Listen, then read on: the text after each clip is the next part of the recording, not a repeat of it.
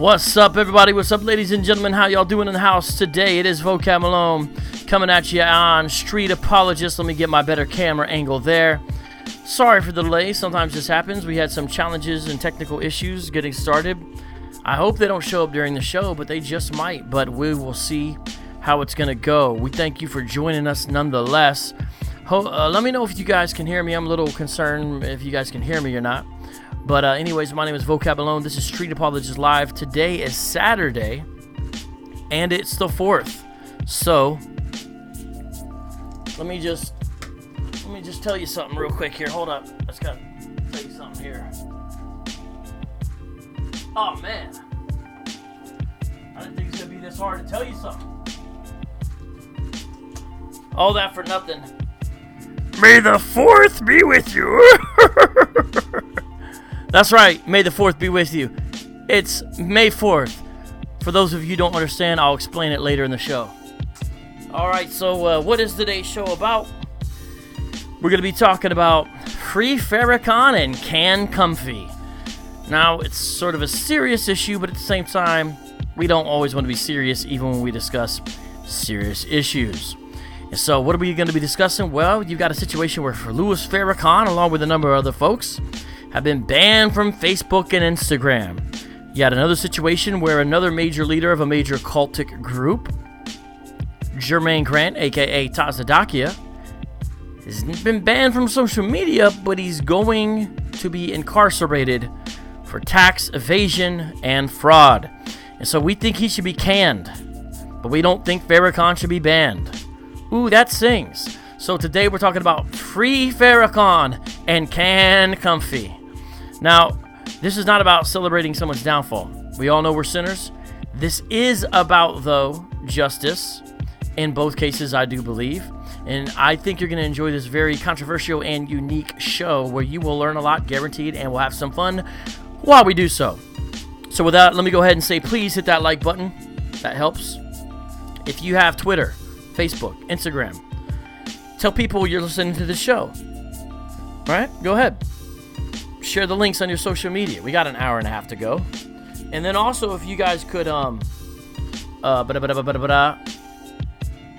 to each other in the live chat. And remember, if we get 50 in the super chat, I will do a freestyle. Welcome again to the show today. Free Farrakhan and Can Comfy.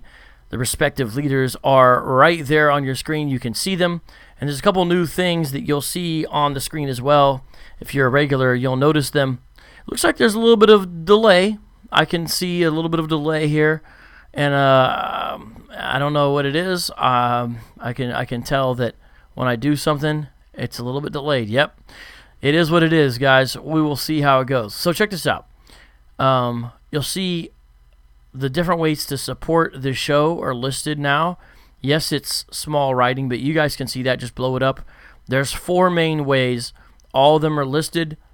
You do not have to support, but most of you understand, hey, if you invest a lot of time and energy into this, we want to help out what you do so you can continue to do it. It's really that simple. But nobody needs to feel guilted into anything. It's not that. It's like you could do this if you get it. If you don't, we're glad to have you. God always provides. That's all I'm going to say. And also, you'll notice a little thing other on the right side. If you become a Logos user and use that link with that code, you'll get 10% off base packages. And you can even download a free version of Logos. And on that, you can test it out and try it as well. But make sure that you please use the link provided, because Logos then likes the show better and will hook us up with stuff. Because if you're a listener to the show and you use that code as well as that link, you'll get not only 10% off, but 5 free books from Logos, just for being a listener to the show. And you guys see Logos Bible software on the program because I bring it up from time to time. I'll bring it up on the screen, which we may do tonight. We shall see. So with all that being said, I'd like to introduce the show, Abu Kammer of the Shield Squad. How you doing, bro? Let's see if we can hear you. Very good. I'm doing very good, calling from the East Coast, and I hope people in the chat can hear me, or listeners, etc. Everybody, let me know if you can hear my man Abu. I hope that you can. I can hear him. And she broke up a little bit there, but hopefully that does not continue as we go on. All right, so let me take a look at the live chat and see what you guys are saying. I always need your guys' help for this show to run smoothly. Shout out to D New, Gerard Perry. Shout out to Ace. Shout out to Jasmine Taylor. Shout out to Built for Speed. Shout out to No Saint. Shout out to... Oh, wait, where'd that person go? I always miss somebody, so don't be hating too much. What's up, Tommy? And also, what's up to Rox B? How you doing tonight? Shout out to some weird guy named Abu Cameras in the chat, it looks like. And shout out to Dennis. And, man, your audio is super, super weird. I think we're going to need to have it where you call back, because even though you're not even talking, what's up, Julian West? What's up, Alex Medina? What's up, Bento? What's up, About My Father's Work? Oh, About My Father's Work is Hebrews Light. Just comes in here cursing. That's all right. We love you anyway. What's up, Nehemiah? And what's up, Eric? Oh, yeah, what's up, Douglas Reed? What's up, Marion? How you doing? And also, what's up to I don't know, Ruth Five Angels? Good to see you. What's up, Andrew Graham? What's up, Rome 1989? What's up? Uh-oh, my man, Piank Pata. And we also got did I get Galatians 3:29? I know I'm gonna miss somebody, and somebody, I'm just trying to give a shout out to a couple of y'all. Okay, I can't give any more shout outs. That was fun though. Okay, yo, let's drop you and call you back to see if your audio will be better. All right, I'm gonna call you back. Okay. Man, did you guys hear that? Oh, his audio is super, super rough. We need to get this show on the road. We're going to have to call this man back. All right, let's see you. Yeah. Yeah, it's you're breaking up super, super bad. I don't know. It's only when you're on, then it breaks up. I don't know what you can do or what you can't do. But, And you guys see a delay? Do you guys see a delay, too, from on my end? Do you guys notice that?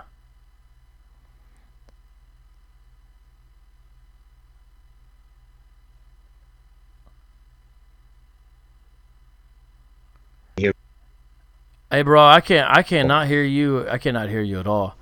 I'm gonna quit Skype and let's see if I can get him to do something different. Oh my goodness! I hope we don't have to start this show over. It's so irritating when we have to do that. I really hope we don't have to start the show over. I'm gonna try one more time, guys, and see if I can get it fixed here. If not, I might have to kind of do this on my own. I really wanted to have him. Makes a big difference, but I cannot hear that brother. All right, let's see if I can hear you now. Now you're breaking all up, man. I don't know if you can do something different with your Wi-Fi, if you can do something different with your 3G, something with your internet or a location in the house, anything like that, a different device you can try. If it doesn't work, then I'll have you call me, and we'll see if you calling me somehow works. But as of now, it's not doing it.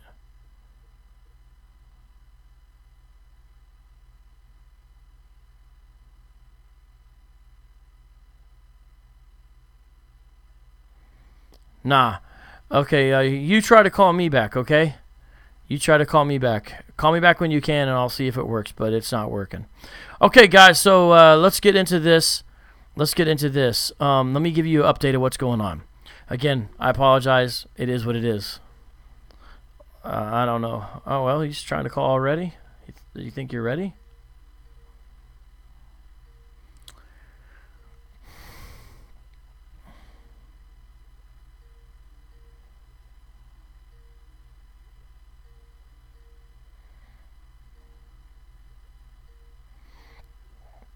How's it going, bro?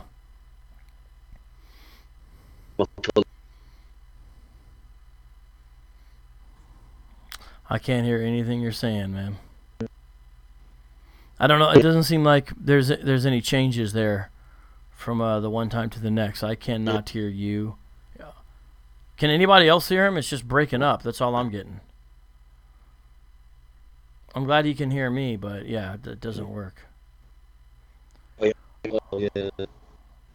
Might have to participate in the chat or something. I don't know. I mean, I can call you on the telephone, or I just participate in the chat, I guess. If it's down. Well, I can hear now. I can hear you now, but it's still breaking up pretty bad. But I could hear you a little bit. So.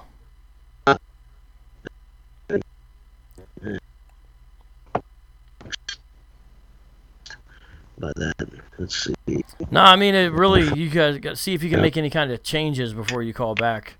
But I'm going to hang up again, and you see if you can make any changes that might fix something. Wait, hold on. I can hear you now. You can hear me now? Yeah, I'll leave you on for now. If you sound like this, we're fine. Okay. It's breaking up. All right.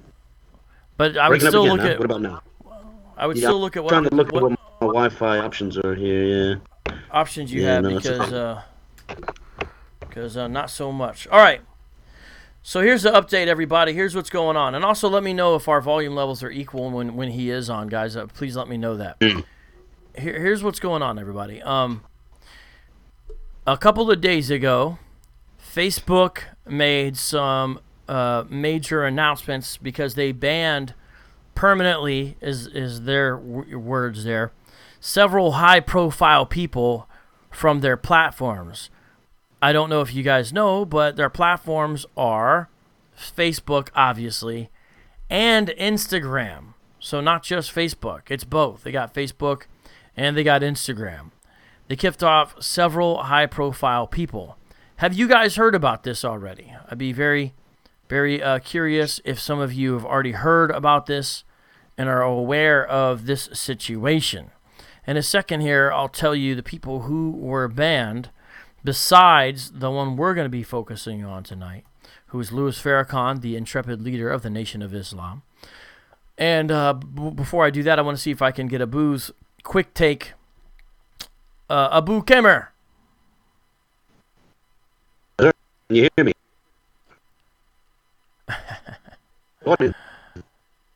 Nah, you're maybe just joining the chat and I'll try to... Well, go ahead. Let's see. We can do it that way. You can't hear me, huh? All right, I'll hang up. We'll just... Well, I can hear you now. Chat. That's funny. Maybe because I had a different program open. So you can hear me now, huh? Maybe I can go ahead and we'll give it one last shot. Yeah, one last shot. All right. So what's your quick take? But now I hear myself in your background. I hear myself in your background, bro. That's an issue. Okay, go ahead. What's your quick take? I'm gonna put some headphones in a second. Well, my position on it is that irrespective of what anyone thinks of Farrakhan or the other people that were banned, it sets a very bad precedent. Now I can't hear you at all. If you just put headphones in, it's stopping you from being able to be heard. All right, I'm just gonna, unless you can figure out something different. Abu? Yeah, I'm here. I'm trying to look for the headphones. That's the issue. You can't hear me, huh? Well, I can now, but so go ahead, bro. All right, hold on 1 second. Sorry about all these technical difficulties. Let's see what goes on with these headphones. So let me read some quick headlines here from around the world. Is this? All right, good. WAPO, that's Washington Post. This is from the Daily Caller. Atlantic, rushed to change stories after labeling Louis Farrakhan far right. Part of what happened in the media is they labeled Louis Farrakhan, who's been quite cozy with mainly Democratic politicians and political figures. They labeled him a person of the far right. Then we've also got, which would be interesting because if that's the case, that means everyone that they banned is from the, quote, far right. We've also got from the Chicago Sun-Times, these are just the headlines to give you an idea from 2 days ago here. Louis Farrakhan banned from Facebook over policies on violence, hate. What is Farrakhan's policy on violence? Like, what does that mean? Facebook bans some high-profile users, CNN.com. Way to go, CNN. You really nailed a great headline there. Facebook bans dangerous individuals, that's in quotation marks, cited for hate speech, AP News. Washington Times, Snoop Dogg berates Facebook for banning Louis Farrakhan. I stand by him. Snoop Dogg basically got on camera and cursed out Facebook and showed his respect and support for Farrakhan, which, I wasn't really that mad at it, to be honest. Facebook has every right to ban Louis Farrakhan and Alex Jones, but it's still a blah, blah, it's a long headline. That's from Reason Magazine. Here's from the Chicago Tribune. Facebook is right to boot abusers, such as Farrakhan, Jones, and Yiannopoulos. Abusers? Good riddance to Milo, Jones, and Farrakhan. but the Facebook ban offers a false sense of security, CNN.com. New York Times, Facebook bans Alex Jones, Louis Farrakhan, and others from its service. Deadline, Snoop Dogg calls for Louis Farrakhan support on Facebook and Instagram. So there's some of the headlines there, just looking at, some of them give you kind of an idea of one of them.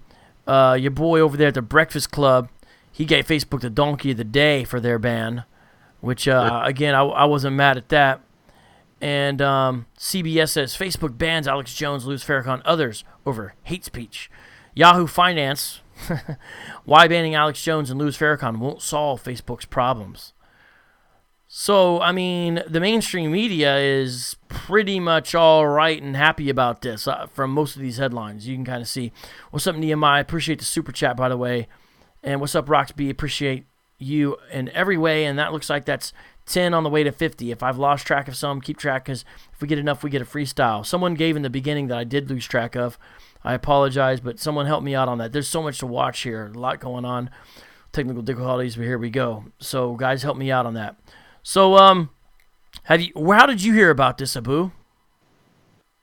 Just pop up on Facebook, so I pop up on social media, and it's, I don't know, it came fast. It came seemingly out of nowhere, but it does strike me as absurd. You know, listing him as far right does beg the question of how we define the right.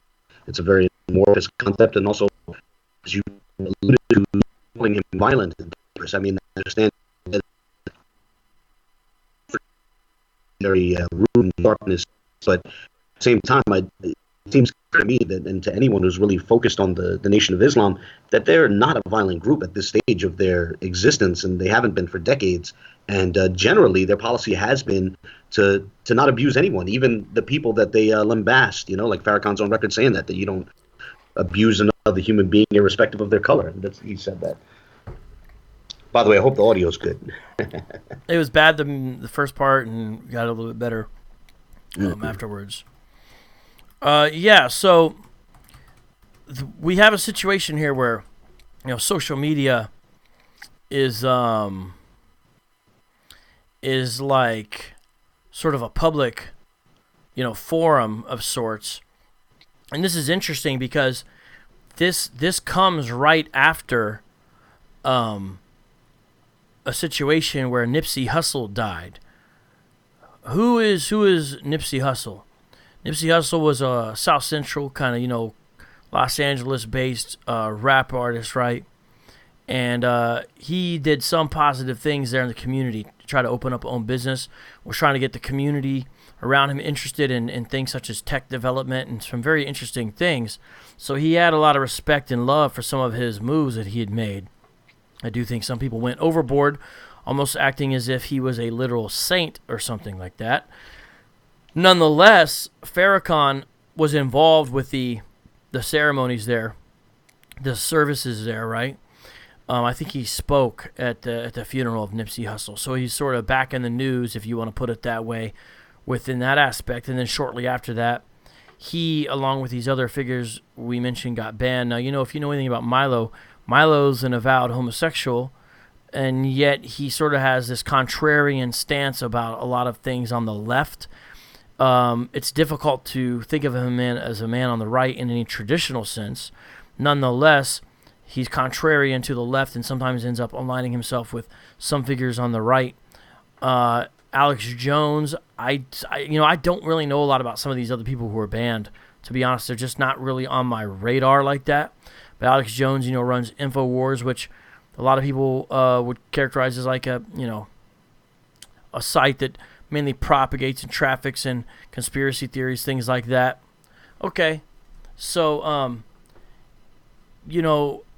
we look at this, and the common denominator seems to be these are people who are pejoratively termed as all members of the far right. That's one thing. So that's interesting that these bans only seem to be coming really one way, unless I'm missing something. I'm willing to be open-minded about this, right? But it doesn't seem like it's the case. And Farrakhan, people speculate they threw Farrakhan in there because sometimes people, so-called on the right, will say, well, you're banning so-and-so for hate speech. What about Farrakhan? Because, there's pictures of, you're being loud again there, bro. I don't know if you can mute yourself while you're doing whatever you're doing. Sorry about that. So we got a situation with so to take away the criticism of quote what about Farrakhan, they banned him as well. But if you look, there's pictures of him online with Barack Obama. He's spoken and been involved with members of the National Black Caucus. These are Democrat left-leaning organizations and politicians and stuff like that. But you look at it, and a lot of people in this audience may not necessarily be big fans of Farrakhan, which I get. But you have to ask yourself, is this what we want to see in social media? Anyone who we disagree with, or we have, we think they're wrong, and like, where does it end? Where does it begin? It's really dicey, and I, for one, would like to say free Farrakhan, meaning I don't think he deserves to be banned. The Nation of Islam itself hasn't really been violent really since the 60s, as far as anyone can really tell. When they were in their heydays, when the most violence also happened. And honestly, that's when the FBI was messing with them. I'm not saying that excuses what happened, but the FBI foisted violence. They purposely tried to fan the flames of the fire of dissension amongst the NOI, and sometimes it led to violence, and the FBI didn't do anything to stop it. It seems like that's what they wanted. They wanted the Nation of Islam to kill each other, basically, which sometimes did happen. Now, again, at the end of the day, I'm not into the conspiracy. These are the things that are documented. You can document the FBI sending letters and doing all this stuff. That's documented from within their own sources, right? COINTELPRO and all that. That's a real thing. Is it make-believe? It's there. Now, but that thing is, that's not the Nation of Islam of today. I mean, the last time they were really in a big, media limelight was the Million Man March, and for better or for worse, this is a separate issue. A lot of Christian men and women, Christian pastors were involved at various levels of that. Now, again, that's a separate question, but if you listen to essentially what the Million Man March was about, it's primarily about, hey, let's take responsibility for our communities, and let's make sure that we do the right thing and all that. Now, of course, the ultimate solution, as they point to by Farrakhan and the Nation of Islam, is not ideal, but nonetheless, that is the situation. So I think there's a major problem with this banning of Farrakhan. I don't like it one bit, and the other people as well. I don't like how these big tech social media companies now can just label something hate speech, and then you're done. Because and say dangerous figures. In what way are these folks dangerous? What's the direct link in we have? Because that's an easy ploy to say, look, you're responsible for helping people get killed. What's the direct ploy there? You know what I'm saying? Like, remember in the 80s when teens would commit suicide after listening to, heavy metal or something? That's not good, right? That's bad. But I mean, should Motley Crue and, the old Danzigs and all those old groups, should they be all banned off of here because, somebody committed suicide while listening to their song? Now, I don't think they should, but my point is, like, I don't even know if that's been shown with these guys. Like, what direct violence has ever been linked with Milo? And again, I don't know a lot about these people, but is that how it's going to work? We eliminate unpopular opinions? This is not a good thing, man. So I'm not happy about this, and I'm very curious what you guys would say as well. So I'm going to look right now through some of the comments here in the live chat and trying to get your guys' opinions here. A lot of you guys are saying that it's a slippery slope. I do agree, it is. Someone is saying freedom of speech. That's true, but that's where it gets dicey because Facebook is a private company, right?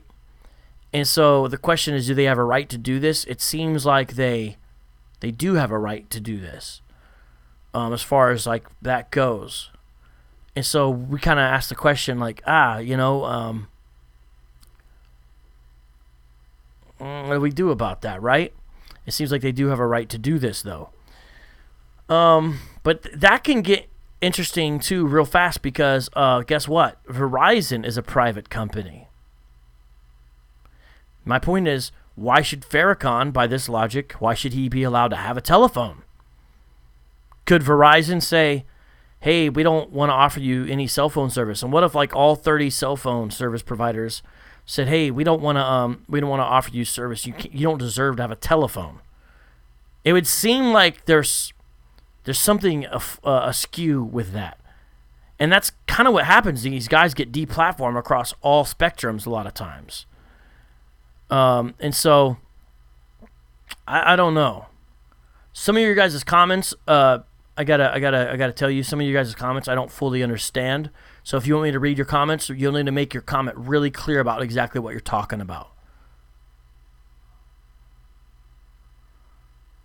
But vocab, Facebook is a private company. We need to decide if the Second Amendment applies to social media company.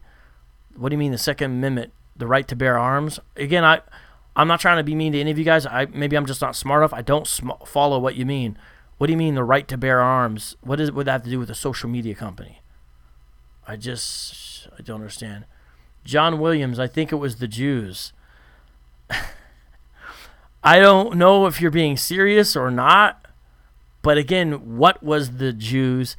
And sort of, that's part of what got Farrakhan in trouble, is what they termed anti-Semitic statements. And a lot of times when you put the Jews behind all conspiracy theories like that, just know they might be coming for you next. But I don't really agree it's that simple. Yeah, Mark Zuckerberg is Jewish, but everybody with all these platforms is not all Jewish. And is it true though that a lot of times when you do stuff that's deemed anti-Semitic that you can definitely get in big trouble? Yeah. And the thing is, did Farrakhan say some stuff, like calling the Jews bloodsuckers? Now, he's clarified his statements to say, I don't mean all Jews. It still seems like, I think you could categorize him as anti-Semitic, to be honest, at least in my view. And I still think you could probably say that he's not always careful in his statements and makes racially insensitive remarks, to say the least, throughout his history. But is that all a person is? Meaning, I'm a critic of the Nation of Islam. I'm a critic of Farrakhan religiously. I've done a few shows on that before. But does that mean he gets banned because of it? Does that mean he gets kicked out of public life because of it? I don't see how those go together. I don't think this is okay. I don't think this is a good look. We need to really think long term with this. There is other choices. That's why they can get away with it. I think you mean there are no other choices. Radical love. Again, you got to write these comments really, really good here. There are other choices. They're not as big, though. The ADL has long targeted Farrakhan. Well, they've responded to his statements that he's made. I mean, that's what the ADL kind of does. You know what I'm saying? And it's anti-Semitism is alive and well. I mean, you saw what happened in synagogues recently. That all really happened. And so that's a real issue. So that's what they're supposed to do. But again, deplatforming everybody just because we disagree with them. There's a far left group pushing banks to ban people in groups they oppose. Okay, thank you, Gerard Perry. Now, I understand your comment, and I think he's onto something. My understanding is they've actually been doing some of this kind of stuff in Europe. And that seems to be a real issue, where you can say, well, a bank is a private company, and you make it impossible for people who are deemed dangerous. You make it difficult for them to get loans, procure housing. I mean, where does this stop? I'm not a lawyer, so I would love to hear about this, but there's something that doesn't seem right about that. Isn't there? And you guys know, with the way our country is, this is the kind of stuff that is going to affect Bible-believing Christians. We're not on Farrakhan's team in his view of the Bible, the Scriptures, his view of nationalities. We're not on the same team, right? But you see how some of the same types of arguments, where you label something hate speech and then say they're dangerous, could be used against born-again Christians, because that's the kind of thing that is happening. So Gerard Perry, I think you brought out something very relevant, and what he's saying is true. Again, hey guys, if I missed one of your comments, try again, reword it, try it again. I'll try to get some of these. I'm just looking here.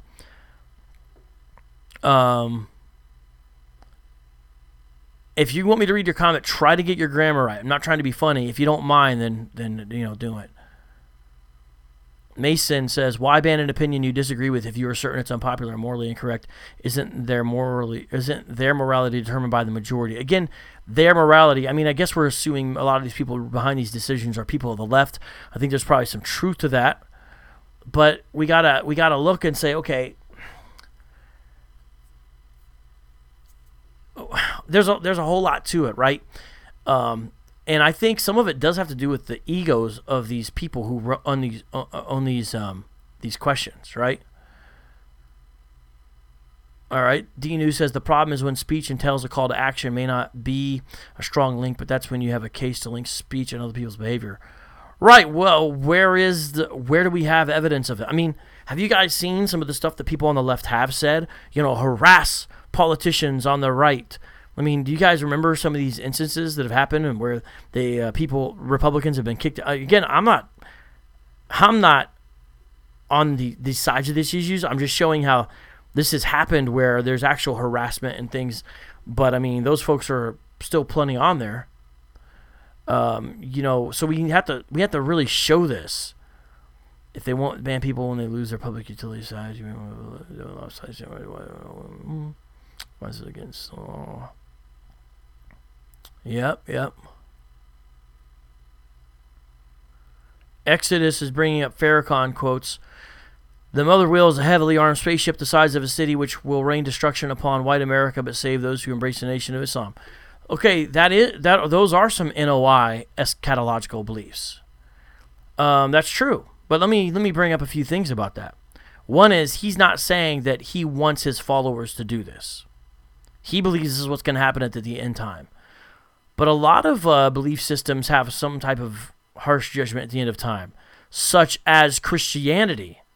If you read Revelation, we believe Jesus is going to come back and enact judgment as the reigning king. But we're not thinking we should do this or that humans themselves should do this. This is the action of God. And we're not thinking that Christians should do this, right? Now, Farrakhan's understanding of who God is a little bit different. In fact, the spaceship itself, I don't know if you guys know this, the spaceship is taught to actually be designed and constructed by ancient black men of old who had a sort of achieved a higher level status that Nation of Islam members are working towards. And they kind of designed this technological marvel. So it's actually an invention of ancient black scientists, is my understanding, as far as that goes. But again, should he be banned because he believes that? I don't think so at all. Come on.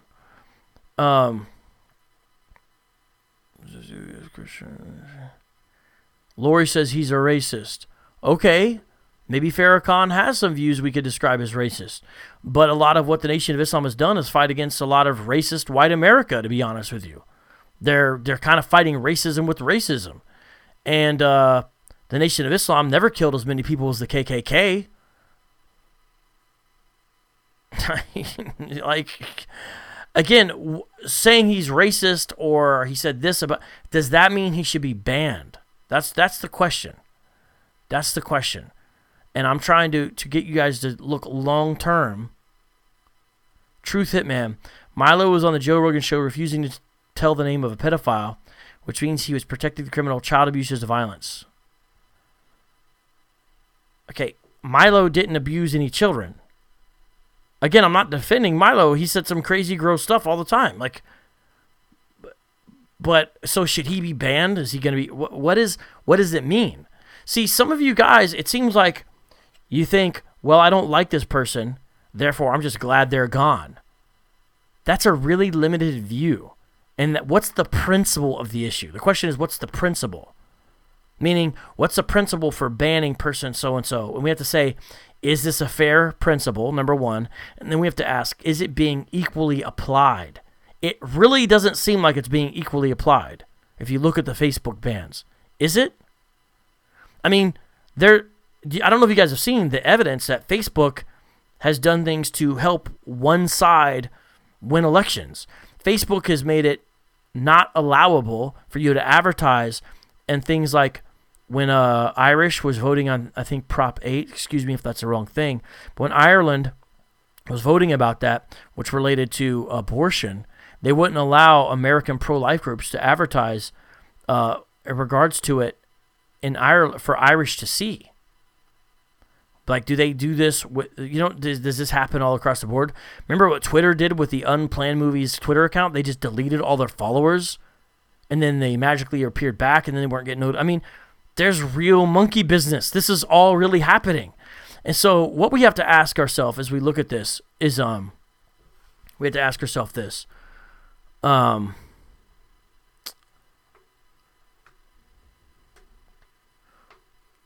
What do we do with the social media platforms and them doing this kind of thing? I don't talk about this kind of thing all the time, so I'm not sort of as eloquent about it maybe as I am other issues. I don't know if I'm eloquent per se, but I'm not. And or maybe as eloquent as, say, David Wood and some other people who I think do a great job talking about this. Joe Rogan had some people on talking about this. The one guy, Tim Pool, seems to have a good facility. He talked to a Twitter exec. I don't know if you guys saw that. These are not people I would normally even be paying attention to or listening to. The only reason I have sort of lately is because they're saying things about the social media deplatforming escapades going on. And so to try to understand it, because it's very complex issues, this seems like they get cut to the chase more. And so I think we should look and say, look, Louis Farrakhan, you don't have to agree with him. You don't have to like him. All of that kind of stuff. And as a Christian, he preaches a false gospel, a false view of God, a false view of Jesus Christ. Unless he repents, he'll face the wrath of the one true and living God, who is not a man. Arm, leg, arm, head. That's false. I know that's more of a 5%er thing, but nonetheless, the NOI views are somewhat similar in some ways about who God really is. Okay, so was it right what they did with all these folks? And if you go back and look, you should look at the other bands and see what's happened. Hey, shout out to Austin. Censorship is bad. Bad what? Is bad. Okay, Mr. Mackey. I don't know who that is, but I agree with you. And thanks for the super chat, Austin. So I don't see this stopping anytime soon. And so what do we do is the question. Well, some people say just jump off. And I get that. Do an exodus, right? My thought is Christians, if we want to have as much influence in a lost and dark, dying world as possible, here's my general principle about it. Let me actually read something to you guys that I think will show what my thought is. And we're going to get into some other stuff here in a second. But I want to show you guys this right here.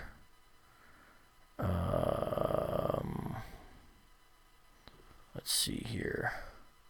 So I have Logos up now, by the way, everybody. Which, again, if you use the information at the bottom of the screen when it pops back up, you'll be able to... Oh, that's because I went to the wrong place. Oh, man, did I go to the wrong place? Come on, what's wrong with me? Oops, I know what I did wrong. Here's what I want to show you guys. Oh, by the way, I cut myself off. What I'm saying is if you want a discount on Logos, you can use the code that I have. When the screen comes back on, you'll see it to get a discount. And so I encourage my listeners and viewers to do that. But check this out. John 9. As he passed by, he saw a blind man from birth, and his disciples asked him, Rabbi, who sinned, this man or his parents, that he was born blind? Jesus answered, it was not that this man sinned or his parents, but that the works of God might be displayed in him. We must work the works of him who sent me while it is day. Night is coming when no one can work. As long as I am in the world, I am the light of the world.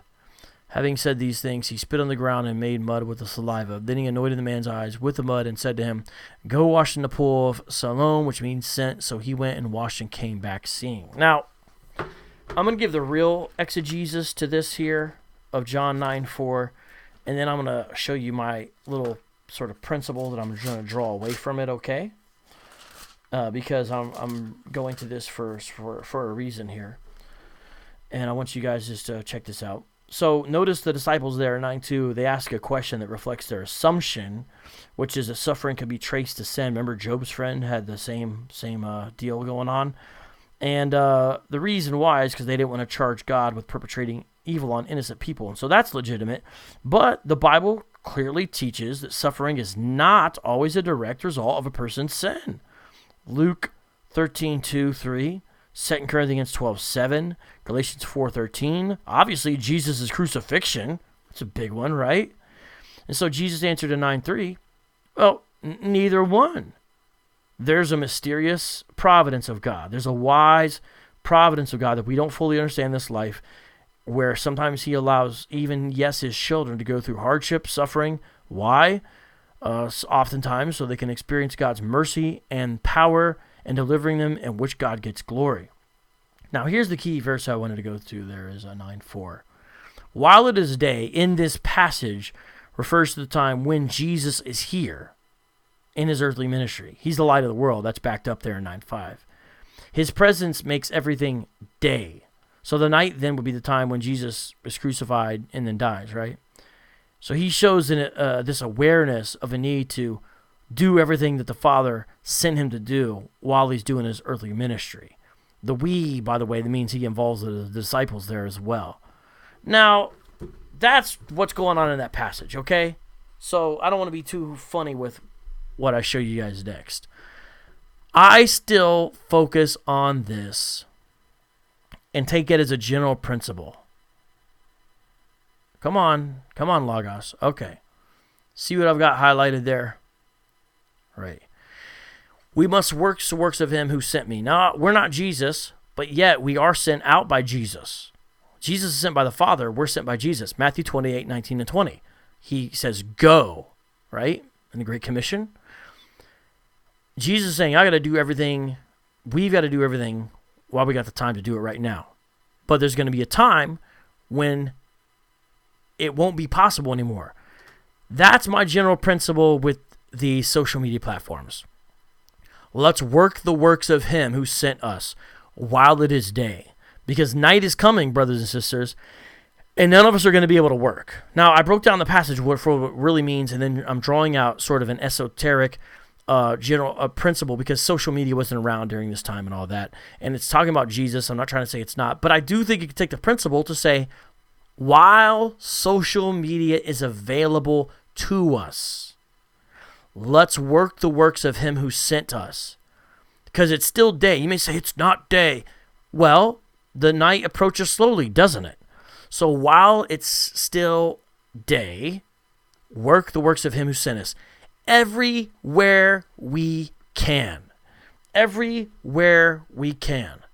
Which includes, in this day and age, social media, as long as they let you on there. I don't think we'll always be on there. But, for now, we are on there. Now, let me say something before I go to my next passage here. Farrakhan's not a Christian.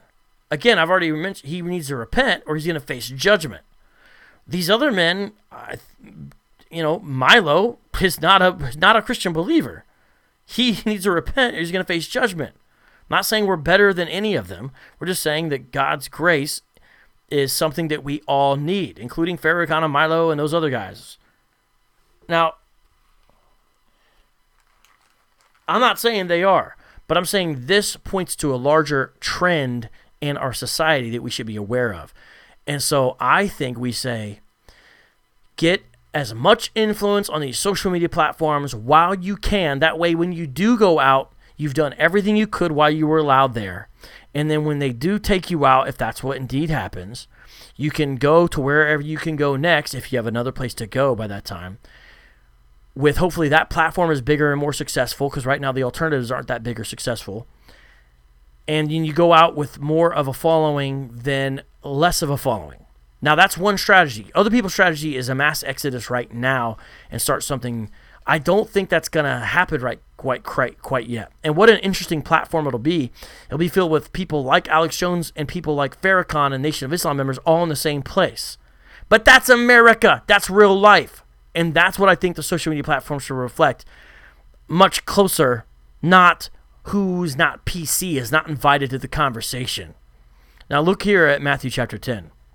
Let's look at what it's really about, and then let's take away a principle. And then I'm going to return to one other thing about Farrakhan before we move on to the next guy. Matthew 10:5. These 12 Jesus sent out, instructing them, go nowhere among the Gentiles. Ooh, the Hebrew Israelites, they love this verse. And enter no town of the Samaritans. By the way, before we go on further, notice here that this is seasonal, meaning it has a time stamp on it. It's not a permanent injunction, but the gospel does go to Israel first. And so Jesus himself, if this was a permanent thing, violated his own command because he went into the town of the Samaritans in John 4. Remember that? He spoke to a Samaritan woman in a Samaritan town at the well, right? So keep that in mind. But go rather to the lost sheep of the house of Israel. They are first. This is a gospel principle. And proclaim as you go, saying, by the way, Matthew 10 is in the middle of the book, Matthew 28, which says go into all the worlds at the end of the book. And so there is a to the Jew first and Gentile second thing, which Paul validates in Romans chapter 1. So this is consistent throughout the New Testament. The kingdom of heaven is at hand. Heal the sick, raise the dead, cleanse lepers, cast out demons. You receive without paying, give without pay. Acquire no gold or silver or copper for your belts, no bag for your journey, or 2 tunics or sandals or staff. You see how this is it's a quick, immediate thing. It's not some permanent thing, right? Otherwise, you're not allowed to have a bag wherever you go. You see what I'm saying? I think we should be able to see that. For the laborer deserves his food. It's saying you should be supported by the people that you're there. That's you supported as you go by the people who you're reaching. You guys understand that? Verse 11. Whatever town or village you enter, find out who is worthy in it. Now, what that means is willing to accept the good news, right? It's not, their works are righteous because prostitutes and tax collectors and everyone else was saved under this gospel message. But you show yourself worthy in a sense by admitting that you're not. Find out who is worthy in it and stay there until you depart. Also who is willing to be hospitable to you, because you get a reward for being hospitable as a Christian. Not salvific if you're not already saved, but I do think that's a biblical principle. Whatever you did unto the least of these, my brethren, right? As you enter the house, see, it's directly related to hospitality and a base of operations. Greet it. And if the house is worthy, let your peace come upon it. But if it is not worthy, let your peace return to you. It's not a place of peace, not a place of shalom. And if anyone will not receive you or listen to your words, shake off the dust from your feet when you leave that house or town. Truly I say to you, it will be more bearable on the day of judgment for the land of Sodom and Gomorrah than for that town. But then they go to the next town. My point by that is this right here. This is where I'm drawing the principle from for this little lesson. Matthew 10:14 is, if they heed our words, meaning if our words be on the platform, we stay. And it's peace, right? If not, shake off the dust from your feet, and then you go into the next house or the next town. You don't just stop or quit. It's just not that house or that town. It's just drawing the general principle. Again, this is about gospel mission. And so I'm just taking this principle idea of you go where you can, and if you're not wanted, you're not there anymore. And if you are, you do what you can in that situation. That's all I'm saying by that. And I think that's legit. Now, let me flip back over here to this and check out you guys, because whenever I do a little bit of miniature Bible teaching, it always works where I don't get a lot of comments, so forgive me on that. So guys, please let me know who else, if someone gave in the super chat, if I really lost track, and I'm sorry that sometimes happens. Let's see what else is going on here. Okay. Abu, let's try to get you on one more time. Who knows, maybe something's changed since we've last talked. Let's just try. Are you by your Skype there? Let's see what happens. We're just going to try, Abu. I hope you guys know that we tried to get Abu on earlier. Didn't work out. Okay, thank you. Hey, Dinu, about that. You guys see on the right side of the screen there, on the bottom right where it's blue and white, that is my Logos promo code. I'm going to show you a little more clear here in a second, because I just use Logos and I'm doing some stuff with them. Let's see here. where listeners of the show, at least for now, until they take it away, basically, if enough people don't get on board, where you get 10% off the Logos base packages, and it helps the show. So I'm going to give you guys this code real quick. It's pretty dope. Let me see here. It's not... Well, I'm not going to be able to show you guys what I wanted to show you, so let me just do this here. Hold on. Just give me a second. Get a little...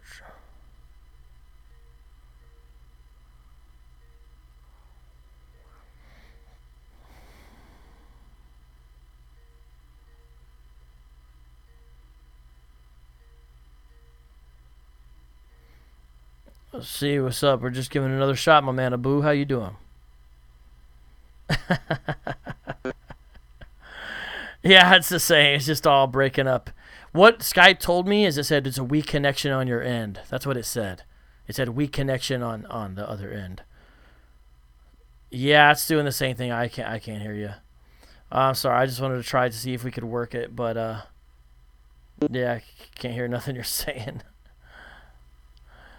Yeah, boy, it's too bad. All right, so looking here again at what I was trying to show you guys here in a second.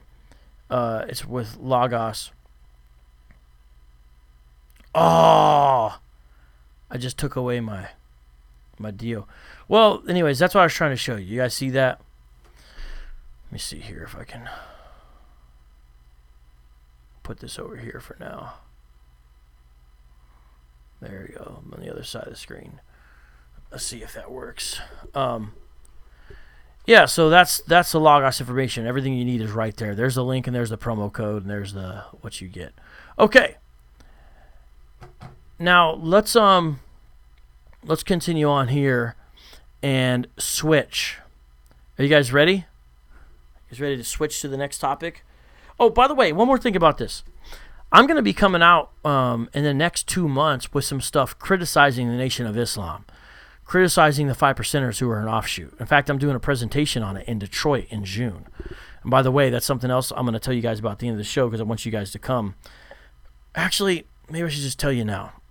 You guys, I want you to come to this right here in June if you're anywhere in the Detroit area, okay? You guys ready to take a look at it?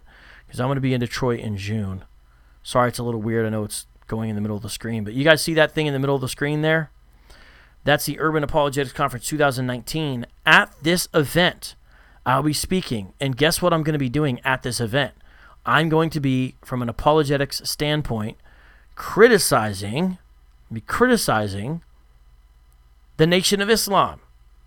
And I hope it's a fair critique. I don't hate them. They've done good. Now, that doesn't mean they preach a true gospel. Some of you guys don't, or may be shocked to hear me say they've done some good. But there's a lot more to meets the eye sometimes with these kinds of groups, okay? And I just encourage you to recognize that. So I'm going to be here, and I'm going to be offering a critique. So I don't want any of you to take this show as, oh, he's cool with the Nation of Islam and their doctrine, and he thinks Farrakhan's great. No, that's not what this is about. I'm offering an apologetic critique, but I believe in fairness. Now, does that mean I always do it perfectly? No, I don't. No one's perfect. But I'm telling you, I believe in fairness, and I don't believe in banning people's opinions just because you don't like them. Farrakhan should not be banned. Nation of Islam should not be banned. I agree with Snoop Dogg on this. I never thought I'd be saying those words. And I think it's messed up the way they're moving. I think it's messed up. I hope there's some healthy, popular alternatives that pop up so we can jump on those when anyone with an unpopular opinion gets kicked off. And then Facebook and those places like that will become the most boring place in the world. A giant echo chamber with a bunch of PC ideas, which I have no use for that. So I don't want you... Okay, well, I'll go there in a second. So I'm going to talk a little bit about them at this conference. And I'm going to come out with some things where I'm going to talk about them and some live streams. So I'm going to offer theological critiques, okay? So that's going to happen. But at the same time, I want you guys to, guys, man, I'm not smart enough. I do not understand some of your comments, so I can't answer them. I want to, but some of your guys I'm not good at shorthand. In the live chat, if you guys have a question for me, you've got to make it really clear exactly what you're asking. Like, give me a good capitalization, good grammar, and make it really clear what you're saying, or else I'm going to have difficulty understanding, because I'm looking at a lot of these comments and I don't really know what you're saying, so I'm not going to bring them up. Abu, I appreciate you. If you could tell, we're not apologists for the Nation of Islam. We're going to critique it. At this conference I'm showing on the screen, which I hope some of you guys go to, by the way, and I'm going to try to record. But Abu's going to tell you, some of you guys, about some of the good things, because some of you guys are like, what do you mean Nation of Islam has done good? He's going to tell you about some of the things they have done good, and he'll do that in the live chat since it can't be on the show. We're not apologists. We're critics, but we believe in fair criticism, and I don't think it's right, and we can't operate just in fear. I understand people are like, well, I'm scared, Is there even one documented case of a Nation of Islam member ever hurting a person who was Jewish? Again, I take anti-Semitism seriously too. Don't get me wrong. However, we need to be fair here. Is there a documented case of the Nation of Islam ever hurting a Jewish person? I don't mean some random thing where something went down. Again, in the 60s, these dudes are pretty wild in a lot of ways. But is there? And if we just have these general vague, well, it could incite do you guys know that Farrakhan in the mid-90s had dinner with a rabbi? I don't know what they talked about. It was kosher because neither of them eat pork. That made it easy. Who knows? Maybe they had dinner at the halal. Well, it's kind of halal.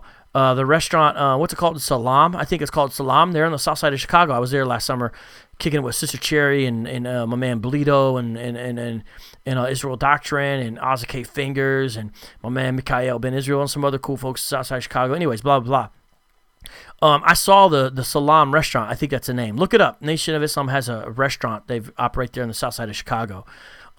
Maybe they ate there. I don't know where the Jewish rabbi and Farrakhan ate. My point is, though, he was able to do that without, choking the guy out or whatever we're fearing here. I'm just saying that, is this what we want to see? Because it's not going to stop here. It is not going to stop here. They're going to go after all kinds of things with all kinds of excuses, and we have to ask ourselves, is that what we want? I hope the answer is no. Now, let me say this real quick. There's a popular YouTuber, or should I say he was, named Brother Ben X, who is the most well-known social media presence the Nation of Islam has. He's bright, he's articulate, he's generally respectful, he doesn't act like no Hebrew Israelite. He seems to be a well-meaning younger man who knows how to use social media. He's social media savvy. I don't know what happened or why. They took down his entire channel recently. Brother Ben X probably doesn't know who I am. I would love to debate him and criticize him. He's a Nation of Islam member. He espouses a false doctrine. I've heard him label Christianity. He said all kinds of messed up stuff about Christianity that I think is false, but I would want to deal with an apologetic way, not by getting him kicked off YouTube. Well, they took down Brother Ben X's main YouTube channel, which I find horrible. I watched it as a source of what's happening with the Nation of Islam now. I found it informative, and it was always a very respectful channel. So he has a smaller channel now. This man had like 100-some thousand subscribers. I forget what it is. Now he has less than me. He's like 10,000 with his new channel. But it's still very good. And even his response to this, he dealt with like a man. He didn't cry and whine like a lot of the Hebrew Israelites. Excuse me, I'm going to be honest. In fact, he's even criticized Hebrew Israelites, Brother Ben X, but he did so in a very respectful way. He didn't whine and cry like how they do. He dealt with it in a very masculine, manly, like, hey, this is what it is kind of way. And I respected that. And you know what he's been doing since he got kicked off and since Farrakhan got kicked off? Well, his main channel got deleted. He's been streaming like nonstop Farrakhan speeches. Now, so we have different opinions of the world. I get that. Some of you guys are never going to watch me again after this. But to me, when I saw Brother Ben X doing that, even though I don't want Farrakhan's message to spread, I could not help but give him kudos. I could not help but give him props. You know why? He's sticking to his guns. He's like, oh, you're going to take away my main channel and you're going to remove the guy I follow? Again, which I think is all horrible. I think it's all bad news, right? But I appreciate that he's a man of principle. All I've seen on his channel since that happened is him keep on putting up old Farrakhan archives and stuff. There's something about me that's rebellious in a sense. I'm not saying it's always good and contrarian. So I kind of like when a little guy puts their thumb in the eye of the big guy. You know what I'm saying? There's something about me that likes that kind of, but he does it in a cool way. He doesn't whine and complain. Like I said, like Hebrews Lights, I like that too. He's able to do so in a gentlemanly way. He's chill, he's cool, but he's like, okay, you don't like it? I'm going to give you, you guys should look up Brother Ben X. I'm not saying subscribe to him. I'm just saying check him out and see if you know what I'm saying. Like, just bugged out stuff. Now they got rid of him. I don't know why. I never saw him do anything objectionable on that channel. Not even a one time. Do you know Facebook is now saying that if you speak favorably of these people they kicked off, you're in danger of getting removed too? So it's not just the people they kicked off. Facebook is talking about if you speak in support of them, you're removed. Are we cool with this? I don't see how we should be cool with this, man. Let me take a drink here and chill out, man. Again, some of you guys ain't going to feel me on this, and I get it, and that's all right. But free Farrakhan. They did him wrong. Let's deal with his errors and heresy in a legit way. Oh, guess what else happened recently because of this junk, right? Guess what? Oh, Sister Cherry. Hey, what's up, Cherry? What's the name of the restaurant? Cherry, is it Salam? Is that the name of that restaurant there on the south side, Cherry? Cherry loves my Southside contact. That's my girl. She's real good people. There's not many people in the world like Sister Cherry. Cherry, hey, what's up, Jasmine Taylor, to you too, by the way. Cherry, was it called Salam? And I tried to get Cherry to go in there. I was like, hey, let's go in here. Let's get the people together and let's go in here and eat. She's like, I'm not going to that restaurant. I'm not going to no Nation of it. I wanted to go. I wanted to see how the food was, but Cherry wouldn't go, so we ended up eating fried chicken instead. Anyways, you know I love you, Cherry. Cherry's cool people. So look, check this out, yo. Amazon banned the sale of Farrakhan's book. I think it's the one on the relationship between blacks and Jews or whatever. It's like a 2-volume book he did. Yeah, it's conspiracy theory. Yeah, I think you could say it's anti-Semitic. I don't think it calls for violence or anything like that. But the book has been thoroughly shredded. In fact, did I bring it? I forgot to bring it. There's a response book to it that shows how bad it is, academically and historically and stuff. I didn't bring it up here. I left it downstairs. But I have the response to it. That's the way you deal with errors in print. You make a book refuting it. Be a man. Not, you can't come play here. Now Amazon is saying they're not letting him sell that book on Amazon anymore. Now, before you say, oh, great, that's the kind of stuff they want to do to Robert Spencer. They want to get Robert Spencer off Amazon. They're trying to get all his books banned on Amazon. Same exact thing. If that happened, how would you get Robert Spencer's work if you support Robert Spencer? How would you get a hold of it? You could do it, but it'd be very, very difficult. By the way, pray for Robert Spencer. A lot going on in that man's life. He's a great, great guy, despite what people think about him. And just pray for him. You know, we all need different prayer from time to time. And he could use your Cherry love. Absolutely not going there. I love you too, brother. Yeah, I see. Cherry, I'm going to get you in that restaurant. What is the name of it, though? Salam. Yeah, okay. Somebody catch Sister Cherry up to date about what's happening, by the way. Let her know. I mean, check this out. You know, they when it comes to abortion, you know, well, if it's pro-choice crowd will say, well, if you don't believe in abortion, just don't have one. Which is a horrible argument. It's like, if you don't believe in slavery, just don't own a slave. But can it go with this stuff too? Like, if you don't agree with Farrakhan, just don't watch him then, if it offends you that bad. Don't watch Milo's interviews. Don't turn on Alex Jones' InfoWars. Lord knows I never have. Only time I ever saw him was on Joe Rogan's show, and I thought it was hilarious. I didn't know what he was doing, but it was epic entertainment, whatever the guy was doing. I don't know if he is I mean, I just know watching him was insane. It was amazing. I was like, this dude is something else. I don't know what he's doing. I don't know what he's talking about, but he's something else. I don't want him removed from life just because I think he's crazy. Yo. Yeah. There we go. See, Abu, yeah, it's a multi-volume, the secret relationship between blacks and Jews. Yeah, so they kicked it off Amazon. Nate, I forget. Hey, Abu, can you find the book that refutes it? I forget what it is. It's a much smaller book, but it only took a little bit to refute it. Could somebody find that book that refutes? It's a tiny little book. Abu, could you look that up? I have the book. I don't know, and let Brother Nate know. All right, now it's time to switch, okay? We're switching here, guys. Ooh, San Miguel. Bro, you came on at the perfect time. Hey, San Miguel, have we ever talked on Skype? I can't remember if we have or haven't, but do you want to come on? Because I'm about to talk about your topic. And since you're here, I mean, I know it's kind of random, but brother, would you be... I say brother in a human way, since because you know you're not a believer. But hey, bro, would you be interested in coming on, bro? I'll call you. I got Skype here. I'm just gonna call you, and if you don't want to do it, just don't answer, okay? Because you know what I'm saying, and we'll see if I can get you on. Because I'm about to talk about something that would greatly interest you. All right? Because you know what it is, because you see the title of the video there. So I'm calling my man San Miguel. We'll see what he says real quick. If not, like I said, no sweat, man. I know I didn't even ask you. Oh, you're not online. Well, you got to get online if you want to do it. So in the meantime, everyone, it's time to get real quiet. We're come to the moment of the show. Shh. I just went to my mailbox today, guys. And I pulled out something secret. Something spectacular. Are you guys ready to see what it is? I've got something in the mail.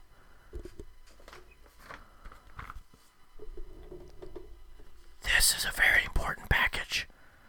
I'm going to show you what it is. This is top secret. Top secret. Look, it came from the FBI building in New York. Look at that. Proof, it's evidence. Can you guys hear me? Can you guys hear me? Let me turn my volume up. Look at this. We got a whisper. This is top secret. Came from the FBI building in New York. Proof right here. Look. Oh, wait, I don't want to show you that. Sorry about that. Well, guess what? I'm going to open up, talk about the next part of the topic. Are you guys ready? Because remember, it's free Farrakhan, can comfy. Let's open this. Secret information to talk about the next part of the show. See what's happening.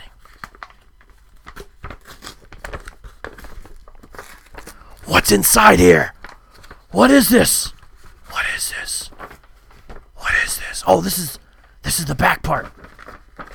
Hold on. All right, I'll call you in a second, San Miguel. I hear you. It's empty now. What is it? What did I just draw? It's the New York Daily News. Oh, sorry, that's not funny. I'm not laughing at that part. This is the part. It's the New York Daily News. Someone sent me this in the mail, this top secret file, all the way from the FBI building to Special Agent Vocab Malone. Because, you know, I work for COINTELPRO. I want to thank Agent Malarkey who made this possible and made this happen. Wicked scam! Cult leader faces prison for bilking millions from church. What? New York Daily News? Did a Hebrew Israelite just make the front page of the New York Daily News? Did Jermaine Grant, a.k.a. Tazadakia, a.k.a. the Comforter, did he just get in trouble? Yes, he did. April 28th, 2019. I'm going to read this to you guys online. Let's see now if I can get San Miguel, and I'm going to read this article with him, and we'll see how this turns out. By the way, you had a hilarious comment, my man. Ham Sunshine said, vocab needs Farrakhan like Batman needs the Joker. Thanks for that comment, and thanks for the super chat, bro. San Miguel, bro, I just called you again, and it said you're not online. Bro, can you call me? Because you've got my thing, unless you got like a new address or something. I just hit you back, bro. I just called you, and it says Skype isn't online. Your Skype has to be up for this to work, my man. So maybe you try to call me or send me in your chat. Let me know, what it is, all right? Well, here I am reading this top secret file. It's time to Peep it out, people.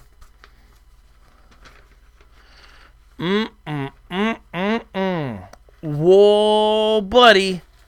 Oh, buddy. He's on page, what is this? 1, 2. He's on page 3 and 4. Your boy's on page 3 and 4. Look at that. Unholy High Priest. And now you know why today's show is called Free Farrakhan. Free Farrakhan. And Can Comfy. Because they call him Comfy because he calls himself the Holy Spirit. You know, he calls himself the God sent comforter. People deride him as Comfy. And he's getting incarcerated. So don't ban Farrakhan. Free him. But Can Comfy, don't free him. All right, let's check it out. You guys ready for... You guys want me to read this to you? Unholy High Priest, head of a Harlem separatist church, admits defrauding U.S. could get 5 years in jail. Jermaine Grant, inset opposite page, will be sentenced this summer for bilking millions of dollars from the Israelite Church of God in Jesus Christ, which he heads. Maybe we should say which he beheads. See, there's the picture. Look at these sad folks. It's so sad them going in there. All right, let's read this joint. I'm going to read it. Everybody ready? See what this says. By Leonard Green, New York Daily News. The high priest... Can you guys see me? How's it going? The high priest of a Harlem separatist group will be sentenced this summer for bilking millions of dollars from the church. But not soon enough for former parish leaders who say he's a long way from repenting. Parish? Parish? Does ICGJC ever use that terminology for themselves? I don't think they do, unless I'm wrong. Possible. It's kind of like, yeah, good one, Todd H, which he misleads. Good one. I don't know if they do.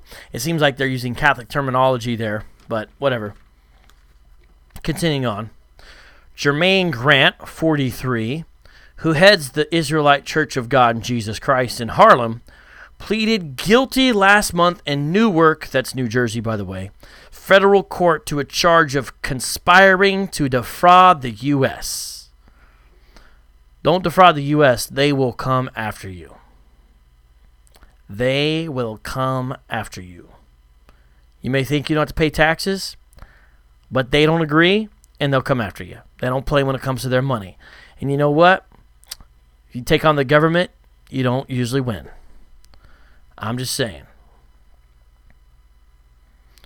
Prosecutors said that for 9 years, Grant and church treasurer Lincoln Warrington diverted more than $2 million.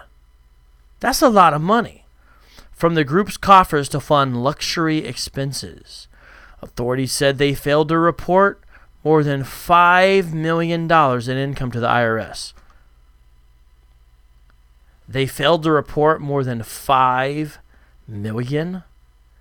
Yo, that's pretty serious. They do not play when it comes to that. You know what I'm saying? They are going to take that very seriously. All right, I'm trying to get a hold of you here.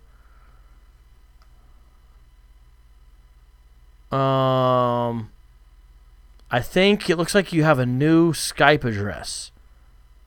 If this is you, I'm going to try to call this. Let's see if it works. All right. All right, cool. Is that you? San Miguel? Oh, you know what? Got me? Yeah, hold on. I can't, I can see you, but I'm not able to hear you that well either. I wonder if the problem's on my end. Let me see if I can hear you again. Say something, my man. Can you hear me? 1, 2, 1, 2. All right, let me see. I can hear you sometimes. Let me see here. Let me try something here, guys. Can you? We may not be able to Guys, can you hear him now? Guys, let me know. Can you guys hear? Oh, 1, 2, Yeah, no, 1, I 2. can. I can hear you. I Oh, just you want to can make hear me. sure. I can hear you. I want to make sure Okay. they can hear you. I'm not sure if they can hear you. Okay. Let's see here. Just say a little something, and I'll see if the audience can hear you. San Miguel TV, vocab Malone.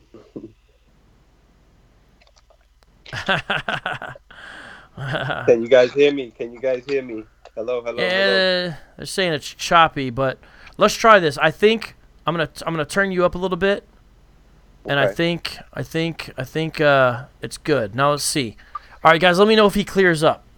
All right, I'm gonna read some of this, and we'll have you comment. First question is, Okay. do you know if they call do they call their anything to do with their church a parish?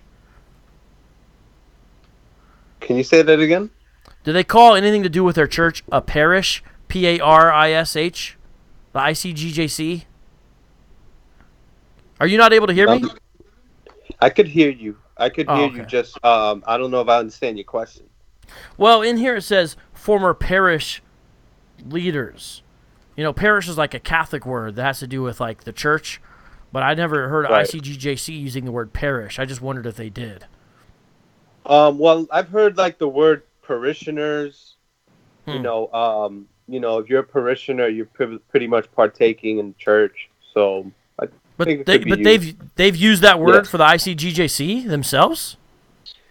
No, we've never used that. We've never used that. Oh, okay. That's But what. I've heard other people use it. All right, so guys, let me. I think we can hear him now. So let me, guys, tell you who I'm talking to. This is Brother San Miguel. He runs a very informative YouTube channel, San Miguel TV, and he's on the line right now. It's not letting me show your face on here, so they don't see that. I'm trying to work on that, but they do have your audio right now. And so the Brother San Miguel is a former member of the ICGJC. Just to let people know real quick, can you tell people when you got in this, how long you were in it, and your involvement? So then when you comment on the story, they'll understand your background. Go ahead, my man. Yeah, definitely. So I was in the church since 2004 up until 2010, 2011, and I was basically taking part in something that I didn't really know what was going on behind the scenes. So, for years, I started hearing things. I was actually disenchanted with the church. I ended up leaving, and even though I was out of the church, I was still a believer.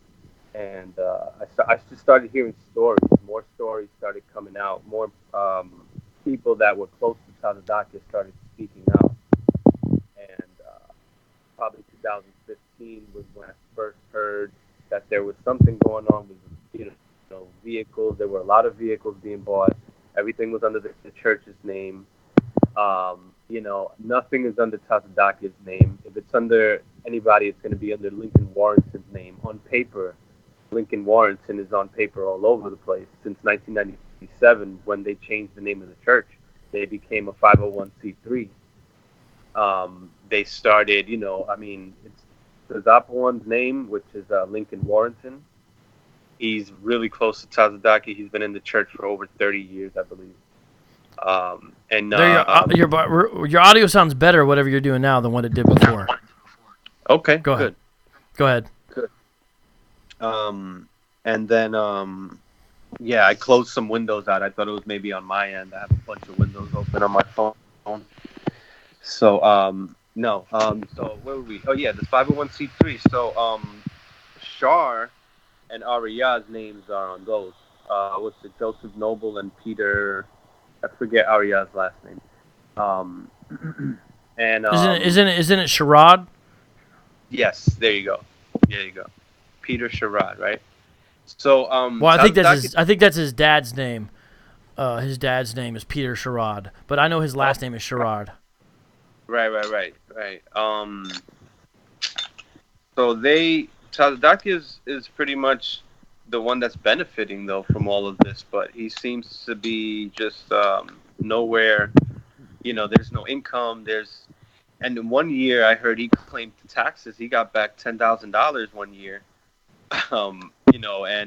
With the church and everything, because they're just writing off so many things, and then he's getting away with it. He's putting a lot of stuff under his name. So the IRS, they caught him with 5 tax fraud counts, and 1 count of defrauding, conspiracy to defraud against or fraud against the United States. I forgot how it's worded. And he pled guilty, so he changed his plea. And you guys, you can see I don't know, not to promote anybody's channel, but the Injustice League, just because they were so close to Tazadakia and they had a lot of information, they did a video on this recently on how they went to the courthouse. There was a little confrontation out there in front of the courthouse with them, and they put that video out, and Tazadakia came to change his plea to guilty. So he didn't do it that day because he saw that everybody was going to be there. A lot of these ex-members that are with the Injustice League were there. They were present. And, they're still going to give their commentary about that. But, he's pretty much, he got prideful. He walked out of the courtroom, he stormed out, going back and forth with his lawyer. But everybody knows, like, this guy, he can't do anything but plead guilty at this point. So, Why do you think he pleaded guilty? Because he still wants to have control over the church, and if he could maybe run the church from prison, he can come out and still have something something there. He's about money, it's clear that he's just about himself and money. So that's what I think. That's what I think he's trying to do. And I don't know how deep this all goes and how who's connected, because it could just be that everybody's just being deceived by Tazadakia, but everybody has their own theories of conspiracies, and I'll entertain some of that sometimes with Arya and all that. But I don't know. We don't know. As far as we know, Arya is just a believer, and he's been doing this for years. And Tazadakia is just tricking everybody. But Shar is he's aware of all of this, and he's saying that it just came out recently that he told somebody that one man's wickedness doesn't represent the church. I thought that was a little interesting. That's what Shar says. So he's acknowledging his wickedness. Hold on. Back in wickedness and staying pretty much, just letting it go. I don't understand how you can do that. Agreed. Hold on. I gotta fix something real quick here. Yeah, the phone is moving around a lot. I don't know if you're able to stabilize it, because it makes it like the audio keeps on switching and stuff. Hold on, guys. Yeah. I'm trying to fix something on my end too here. Okay. Something got off here. Man. Yeah. No problem. Talk about a night of. Okay. All right, we're back where we should be. Okay, so you were a member for about 7 years then? Yes, 7 years. And when you were part of the Israelite Church of God in Jesus Christ, would you say part of that was during its heyday, or you kind of got in a little bit right after the heyday? Oh, right before it started. I mean, I was one of the members that helped the Orlando congregation, the Orlando division, grow. I believe. We all did a lot of work together, but I was always, breaking new ground, as they call it, handing out flyers in new locations in Florida for the church.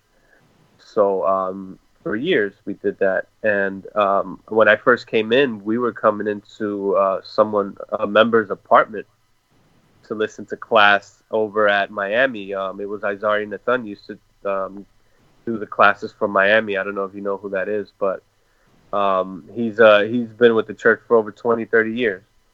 I forget the name of he's down with the Shut 'Em Down crew. Oh yeah, I know those guys. I debated one of them. Yeah, that's right. I thought you did. But yeah, Yeah. so he used to teach these classes. Yeah, I still have a recording of back in 2004. I actually found it on tape the other day.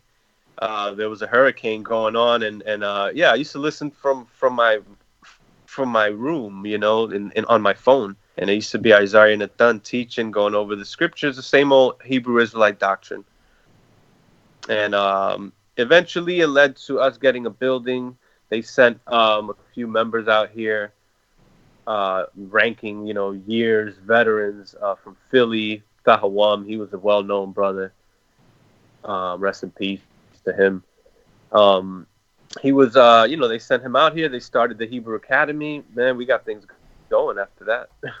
The thing was, and then that video came out where he debated the Mormons. Oh, that's when it really went viral.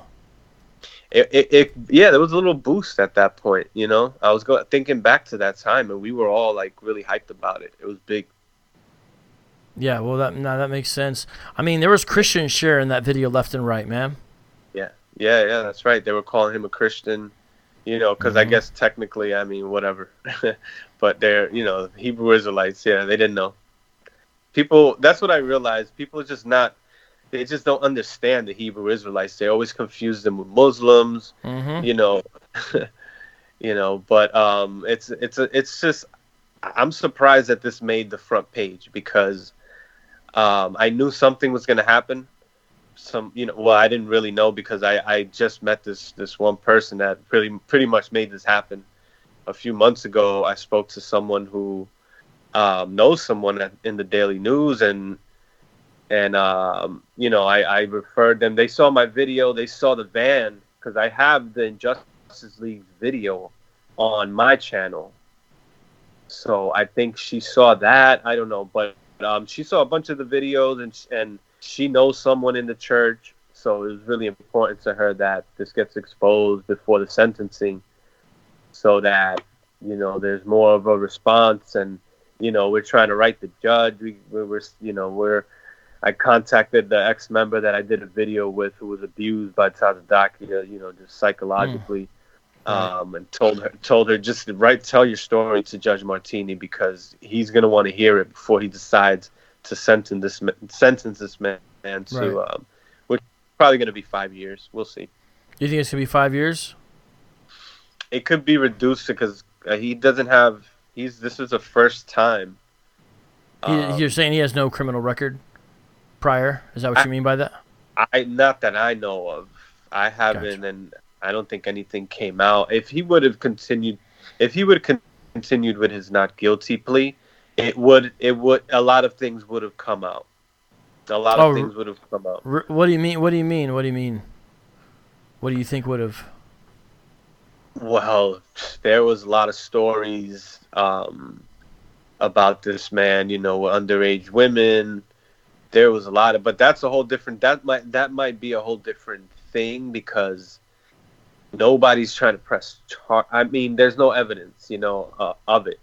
So it's something that it's out there, and some of us know that this is what happened. He had underage women living with him, and these are some of the most faithful members' daughters.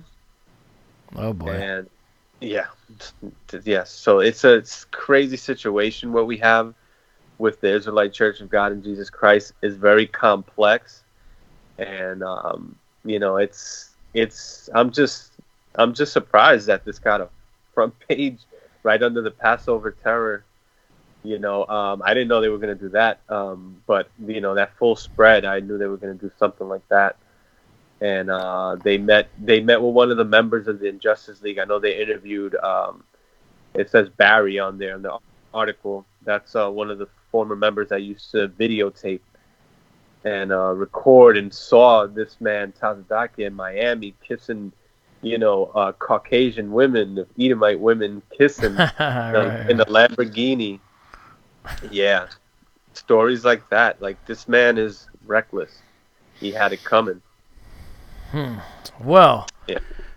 That's not what he's charged for. He's charged for this. So let me read some more of this, and then we'll get some of your commentary because I think people understand now, you know, your involvement and expertise in this. And Right. I think that's important. So let me read this part here.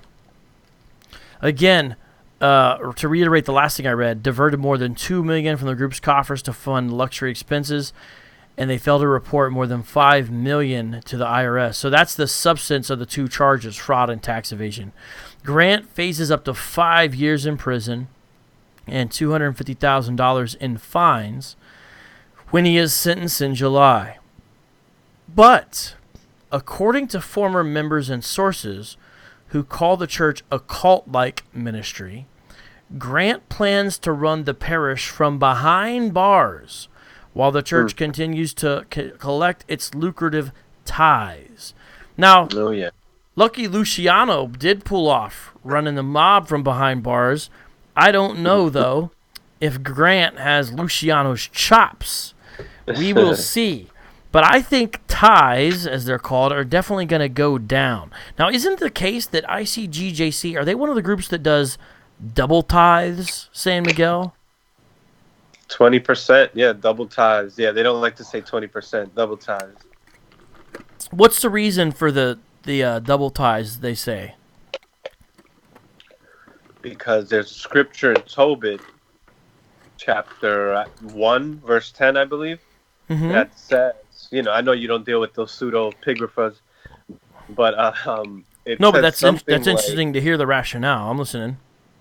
Yeah, it's something that Tobit would go every year to Jerusalem to Passover, and he would set aside 10% for the priest, and he would set aside 10% of his income to the Passover, but it says that he sold it and spent it at the Passover, which is how I would debate that. It's just the way that he spent his money.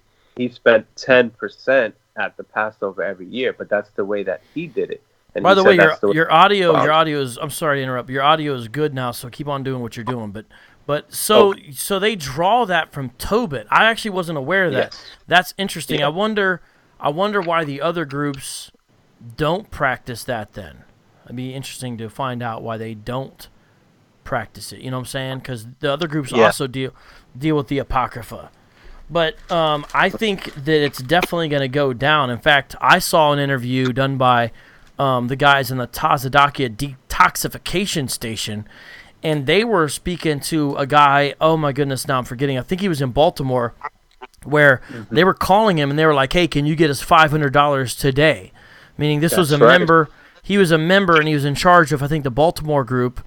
And they were like, can you get us well, actually, they didn't ask for 500. They asked for 1,000. He said, I can do 500. And they said, well, that's not good enough. And it was this whole thing. Like, it was, like, really forceful.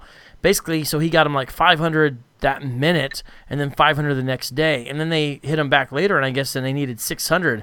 And I guess at that point, the guy who I think was the leader of the Baltimore ICGJC said, I'm out. I'm done. I don't know if you saw that that interview that they had done about this. I thought it was pretty good overall.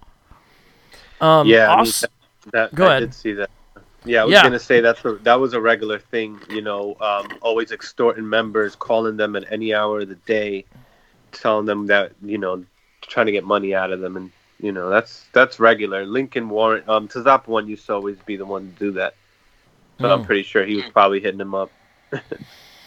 Tazapa one. Hey, Abu Kamer, you're the Lashawan Kadash expert. Could you tell everyone in the live chat, or tell me, I don't know this either, what's Tazapawan supposed to signify? I'm curious what his name is supposed to mean. And isn't Tazadaki's name supposed to be like pure or holy or something like that? Isn't that? Let me know, Abu, if you can. Remind me of what the Lashawan Kadash translation for those names is. But let me read this article, San Miguel, and see what you have to say. Under the terms of the plea agreement, the church is required to present a plan that ensures its compliance with federal income tax laws. But despite an ankle monitoring device that limits Grant's movements while he awaits sentencing, sources close to the congregation say the New Jersey man still wields considerable control over the church, which has satellite parishes across the country. I'm afraid for these people, said a community activist with ties to the Madison Avenue Church. Now, do you know who that is? I mean, maybe he's not supposed to be revealed, so if not, I'm not trying to out anybody. But I'm curious if you know, you don't have to say a name or if whatever they're comfortable with, the community activist with ties to the Madison Avenue Church. Right. Yeah, there's someone that's known, that's out there in the community in New York City, that's been, you can research this person, but which is what I did when I was contacted earlier, because I give my email for people to reach out to me for anybody. I've spoken to all types of people. So she hit me up one day a few months ago, and yeah, it was it's pretty much someone that has connections and ties, and they want to get this man exposed, pretty much. Right. Well, I could see why. When the FBI raided the Israelite Church of God in Jesus Christ last year, agents came out with crates of money, the product of mandatory monthly 20% tithes, double the biblical requirement. Now, do you know, San Miguel, do you know when that was last year? I don't remember exactly. I'm just curious if you remember. When was it, like the fall, I think? The raid? Yeah. November 1st of 2008.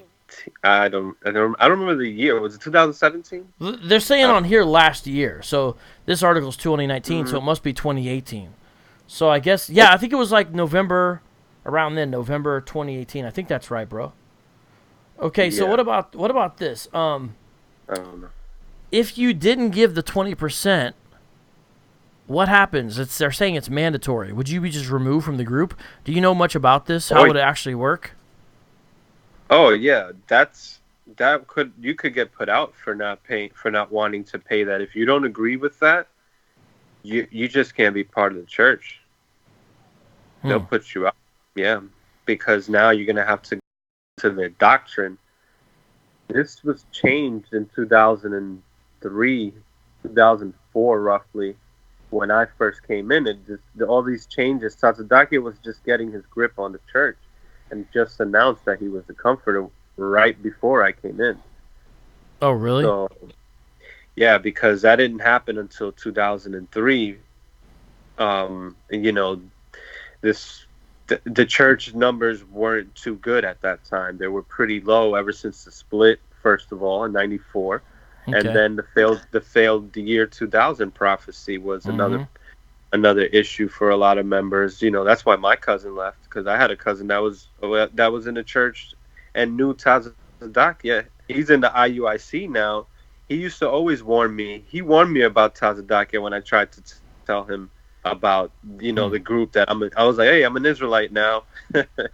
Because he was already an Israelite before I became one. And he's with the IUIC, but he used to be down with the ISUPK. That's my family. I used to always see him. And he told me, he said, Tazadaka used to always try to regulate. Always, So it was always a problem because he always tries to tell people, like, oh, you can't be doing this. You can't be doing that. And nobody liked him. A lot of people didn't like him back in the days. Because he didn't do a lot of work either. He was just always chilling, with the video department. So he didn't go out and he didn't go out and teach. He wasn't really into work like that. He was kind of lazy. That's from what I hear. Well, did you see that quote? They showed the video on that Tazadakia detoxification station. He's like, I don't know if you know this, but I'm a successful businessman. And I haven't been in my office in 10 years or however long it was. Yeah. I went in the other. Oh, you're in it? Video. I haven't watched the whole thing. That was in Orlando. Yeah. I haven't seen that whole video. I didn't know that. Dang. So wait, are you one of the people nodding your head? Yes. Dang, bro! I gotta watch that again. No. So don't repeat that. Don't post that. So you were there when he was saying this, when he was like saying how he never goes into the office, and he said there was mail packed up to the ceiling, and yet he's still a successful businessman?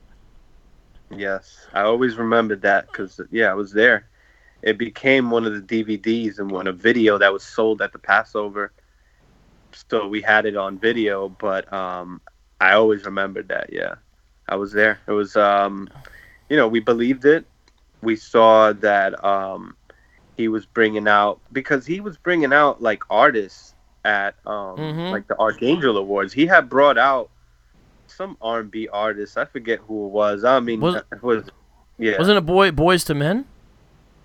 Well, Boyz II Men were always coming out because they were part of the church. Right. I don't know if you guys Uh, know that, by the way. Boys to Men are part of this group. he brought out Slick Rick one day. He brought out Slick Rick. All right. Yeah, yeah. He came out and performed one time, and I think it was Tank, one of them R&B artists. I never liked him, but Slam the and child on the hard concrete. yeah. Yeah, they did the what was it? They didn't do the children's story. They did Hey Young Lottie World. Dottie. We like. Oh yeah. Hey young world, young world. World yours. That's always my favorite one because there's a real positive message in that song. Yeah. You know what? We like to party.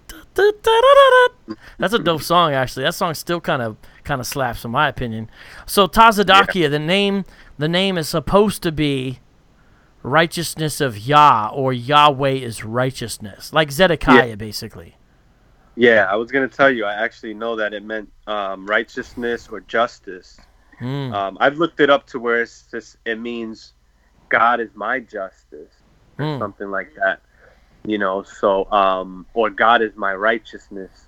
So I think it could be translated either way, but he might have a better translation. I never learned the real Hebrew anyway, so. No, it's pretty much the same thing you said. My friend, though, cannot figure out what Tezapawan is supposed to mean. Because Lashwan Kadash, with Lashwan Kadash, you have to kind of figure out what they're trying to say based upon the real Hebrew, and my friend can't figure that one out. So, because sometimes you can't tell. Sometimes it's like, what were they trying to say here? You got to try to read between the lines of their mistakes. But here, let's continue on with this, and I'm gonna go watch that video someday. See your head nodding like, yeah, that's right, Comfy. All right, here we go. Insiders. There were people going crazy, but yeah, going crazy. Insiders said crates were stacked from floor to ceiling, guarded by a 24-hour protection detail that operates inside and outside the church every day. Yeah. That's right. People don't know that. There's a lot of security that they spend their lives in that place. These guys, they see a lot of things, 24 hours. Wow. Radical Love put, I thought that's kind of a funny joke. Like, how it's like, we like to party with Tazadaki. It's like, he likes to party. All right, let's look at this. Church membership requires more than just a love of God. Entry requires a verified referral and a monthly payment plan backed by biblical brainwashing, insiders say. I didn't know you had to get a referral. Has that always been the case? Well, if you want to travel, is that what was it say? What did it say about the referral? It's saying that entry requires a verified referral. Yes. They ask you, how did you hear about us? Oh my goodness. And yeah, so they do verify. They do verify with with whoever they mention. So you can't just come to class. You have to the person that's telling you to come to class would call and usually contact security or something and say, listen, I have a new fruit, quote unquote, coming in today, and her name is Blase Blah. Yeah, security's real tight up in there. What's this? You have to have a monthly payment plan? Well, I mean, you have to pay every time you get paid 20% of your income. But if you also have other things that you have to pay for, like the family picnics. That's $60 per member, $25 for children. If you can't pay that, they sometimes didn't allow you to go to the picnic. I don't know if they changed that. But if you didn't pay, you wasn't allowed to go. But what they started doing, I think, because they still wanted the money, they was like, all right, well, you could come, but you gotta get on a payment plan. So sometimes they'll put members on payment plans if they haven't paid for their picnic, for the food. Oh my goodness. Or the Passover, or not the Passover, but Hanukkah or something like that. You know, because we had to pay like $100 for Hanukkah each member. Gosh. I mean, you know, like my church, sometimes when we need, like, the AC bill in Phoenix gets real high, and so sometimes we have to pay extra for the AC bill. And so what we do is, some of the members will make like a nice little plate meal, like a full meal, you know, that'll have like some rice, some beans, some hot and warm tortillas, with some you know, maybe shredded chicken or you know, something like, you know, nice Mexican plate, and it'll be like $5, and then you could do it if you want, and then it helps raise money for, you know, so you get a little nice meal. It's $5, right? This is crazy though. Yeah, I mean, there's a lot of money being asked. That you were overpaying for things. The garments. I mean, the garments. That's something that, like, my grandmother used to make garments for some of these members. Like, my grandmother, you know, she sews and she's real handy. She used to actually make these garments. Sometimes she didn't want to charge, you know, like she would charge $40, man, $50 or something like that, you know, because the members would be like, no, I'll pay. And you know, I think the most someone paid was like $80 for one of her garments, maybe, but they're charging $500 to $1,000 for garments. You know, even over $1,000 now, depending on what kind of garment you want. Well, I'm sure Tazadakia's yellow banana suit actually was pretty expensive to produce. But yo, man, this is bugged out. What is this thing with potential fruit? What's the slang with fruit? I've never heard of that, actually. You never heard of that? That's like the potential members that you're teaching, pretty much. And they go off to scripture. What's the scripture where Jesus Christ was talking about? Is that unique? Is that unique to ICGJC, or do other Hebrews Light groups use the word of fruit for a potential fruit? Do you know? I've heard other Israelite groups mention fruit. Yeah. Okay. So let's continue on with this article. Check this out. Attendees surrender their cell phones at the door and swear devotion to a man who calls himself the God-sent Comforter. It's a cult organization, said Barry Pugh, 50, a former congregation member. It didn't appear that way at first, but it is. Pugh led the church's media production team, which required him to travel extensively with Grant, a duty that exposed him to the leader's seedy side. So do you have to give up your cell phone before you get in there? And you mentioned Barry earlier, so you know who that is. Yes. Barry is a long-time member. He was there before Tazadakia came out as the Comforter. He's been in there for a while up in Philly. And he saw a lot.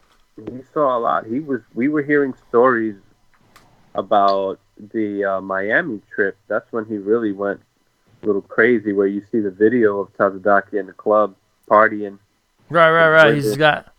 I've seen that. That's kind of a classic clip at this point. Yeah, you could see Barry there if you look closely. He's there. Okay.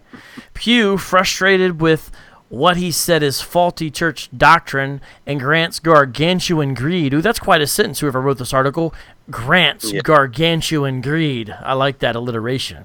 Left the church in 2014, became a whistleblower, and was prepared to testify for prosecutors before Grant cut a deal with the feds. Ooh, I bet that is why he pled guilty. Now Pugh is on a mission to save souls from Grant's control and financial ruin. Pugh and other outcast members, dubbed by the church as the Injustice League, have used Pugh's media skills to produce a series of YouTube videos exposing Grant's alleged lies. The number one lie is that he's claiming to be the comforter that the Bible speaks of, which is the Holy Spirit. Pugh said, "Is Barry, brother, I know you've since turned to atheism. Is Barry a Christian? Because I like how his number one beef with the group is a doctrinal beef. Is he a believer in some way?" Oh yeah, Barry? he's an Israelite still, I Oh, believe. so As far as I know, he's still a Hebrew well, Israelite. yes. Last time, as far as I know, last time I heard, he was still a believer in the doctrine. Hmm. A lot of people that leave the Hebrew Israelite or a Hebrew Israelite church or group usually don't change their beliefs. I have my reasons for doing that, but I've seen that usually they'll kind of stick with the Hebrew Israelite belief some way, but kind of some type of hybrid from what they used to believe or something like that. They'll still believe certain things. They probably won't believe the 12 tribes sign, but they'll maintain most of the doctrines of them being an Israelite, or the blacks at least being an Israelite. I've heard of groups where they just claim that all the Hispanics are the Israelites. This is a new thing for me. I just found a guy the other day. Yeah, I was like, what? I never heard that one. I've heard the other way around where all the blacks are. But Wow. This belief goes in many different directions. All right. Wow, man. The video, continuing on. The videos share information also included in a federal indictment against Grant alleging that he laundered church money through a bogus New Jersey entertainment company. Prosecutors said he used the funds to pay for property, vehicles, trips, and private school tuition for his kids, who, according to court papers, were driven to school every day in a chauffeured Mercedes-Benz bought with funds from a church bank account. That's right. So there's a guy named Yashar. You know what? When I was looking up Ariyah, I was doing a video on Ariyah and looking up some of the photos that go back. Yashar comes up in the photo. He has a lot of years in this church, but he was sent out to Orlando. He's from New York. He was sent back to New York, and he's the one that's chauffeuring the kids, and he's like the nanny now. He's like Tazadaki's caretaker, He's like Jeffrey to with Uncle Phil. I was gonna say, have you ever seen Coming to America? He's like Semi. Oh, okay. that's a better reference. I like that. Well, so let me try to break this down real quick, everyone. We're trying to get out of here in a second, but check this out. They had this entertainment company called Black Icon Entertainment. And the way he portrayed it was like this. It was a banging music record label that was all successful, even though no one knew who any of the artists were. You know what I'm saying? And it's like, what? And what he was doing is taking the money that was by church members, Israelite Church of God in Jesus Christ, Hebrew Israelite group, church members taking that money and then diverting it over there and kind of using that as like a personal piggy bank. And so just a whole giant mess, which this article lays out. And it's pretty elaborate. I mean, getting chauffeured to school every day in a Benz. Listen to this, though. The church was being used as a cash bank, Pugh explained. And the money, he said, was coming from people who could least afford it. That's what's so tragic about this. This is in Harlem, you know. The Injustice League isn't the only group criticizing Grant and the church. The Southern Poverty Law Center, I am not a fan of them. However, they seem to make it in every single one of these kind of articles, which monitors hate groups, has classified the Israelite Church of God as a black nationalist hate group for preaching that a black Jesus will return to earth to enslave and kill white people. They do teach that, by the way. But the so-called separatist doctrine didn't stop Grant from hiring a white lawyer. He's just getting his slavery ready earlier. That's how he's going to serve in the kingdom. He's going to be a lawyer. That's what he's going to do in the future. Gerald LaCourt, who said despite Grant's guilty plea that his client, quote, has really done nothing wrong, end quote. LaCourt said Grant never received a salary from the church and did not understand his obligation to pay taxes on, quote, imputed income or compensation he received in the form of fringe benefits. Now, come on. This guy's the Holy Spirit. He should at least know about paying taxes. I mean, I digress. Jermaine is a committed church leader. Yeah, he committed crimes. That's what kind of committed church leader he is. Now he's an incarcerated one. LaCourt said he believes in that religion.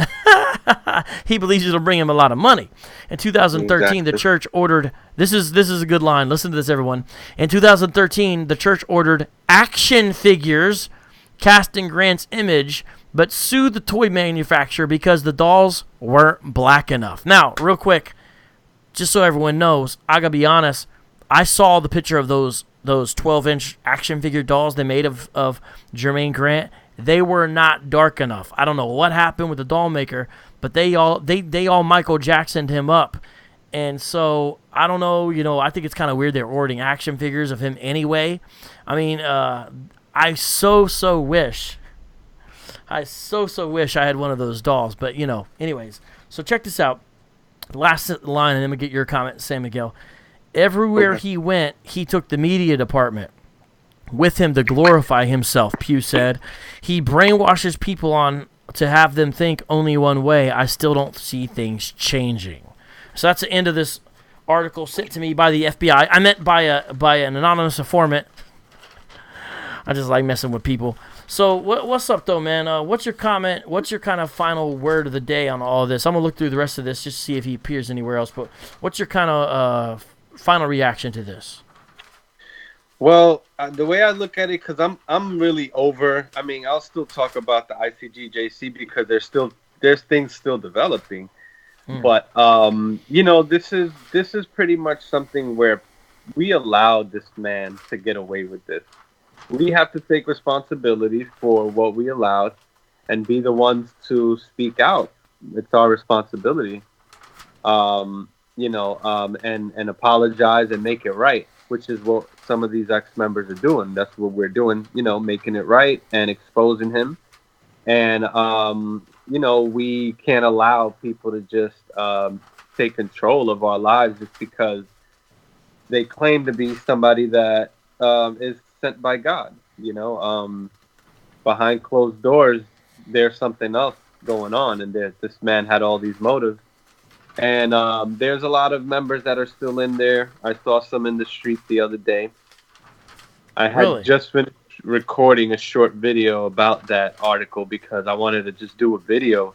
It was so big, to me that I didn't see anybody talking about it really, at least not on YouTube. So I did a little video. I recorded it, and then I'm driving down the street and saw the ICGJC members, some of them who I was really close with. And at this point, I can't do anything but it's like you're worthy of mockery now if you're still following this guy. So this is pretty big. I mean, this is big time. It's not gonna stop. And I think that this is what we needed from a long time ago, to expose this man and put him on the daily news. But this is very important that it happened now because he's going to be sentenced on July 23rd. So it's good that he's being exposed as much as possible. Man, oh man. Well, I appreciate you for joining, man.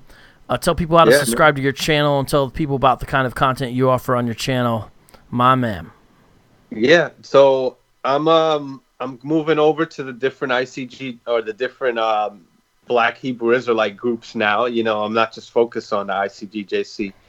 I want to focus on all the doctrines and all the teachings, and I want the Hebrew Israelites to progress more. They're stuck in a time that is, that nobody thinks like that anymore. We need to move forward and progress and update your doctrine. And don't let these people take advantage of you. These people just creep in. So, I'm reaching out and speaking about all these different beliefs from Christianity. And I'll start talking about my beliefs more, which is atheism. Look out for those videos.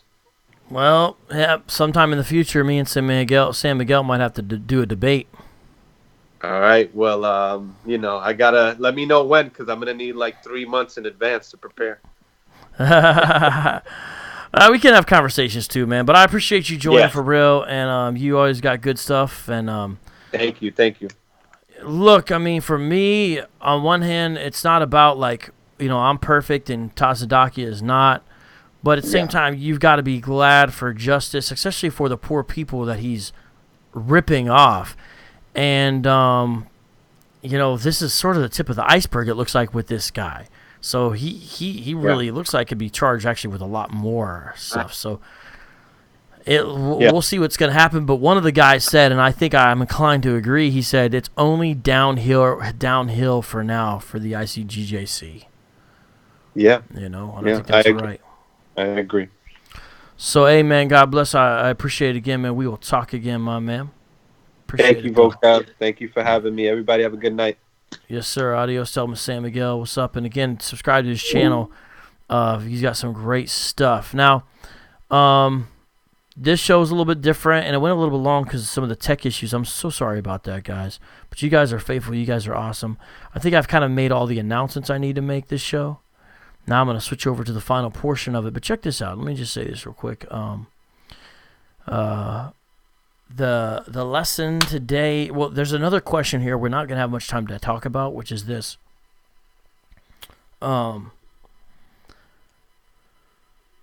What's the future for both of these groups?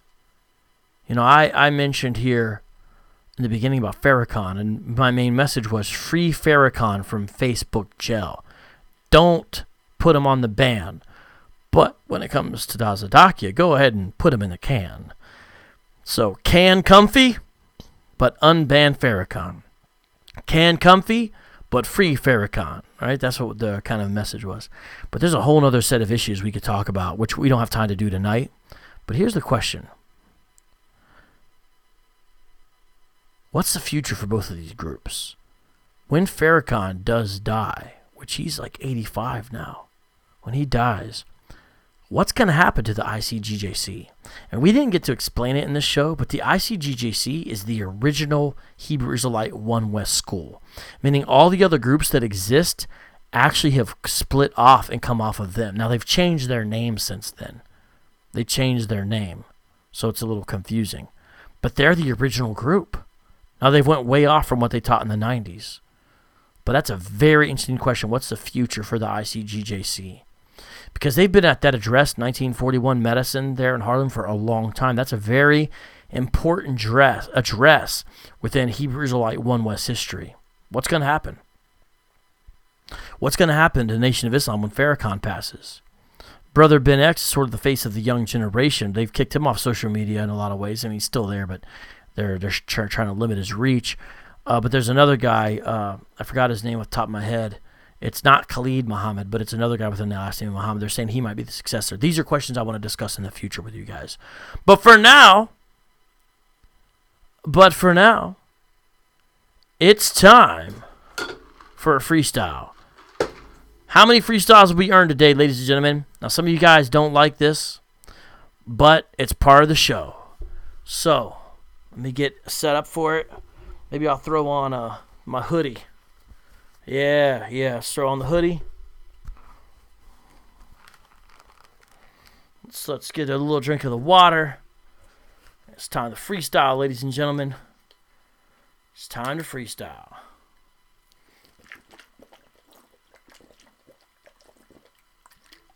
Now, there's a little bit of a lag here with the show. It's a little bit of a lag. So I don't know how it's going to work with freestyle. But it's time for a freestyle. So let me see what beats we've got up here, ladies and gentlemen. And see which one we're going to run into. Da, da, da, da, da. Should we do the new one? Here's the new one by Jonathan Soko. That's the brand new one he just made. That's a brand new one. I like that one. I think it's pretty dope. Let me turn that beat up, though. I think that's nice. I don't think you can front on that beat. Right? I mean, come on, listen to that. How's the volume, y'all? How's the volume? Let me know. Let me know, let me know, let me know. Can I burp during the freestyle? This fool just said, can I burp during the freestyle? I don't think so. All right, you guys ready for the freestyle?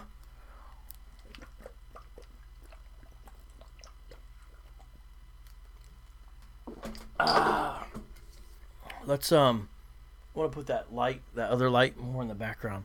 So I'm gonna scoot over here so you can see it. Yeah, I like to change the scenery for the freestyle, you know what I mean?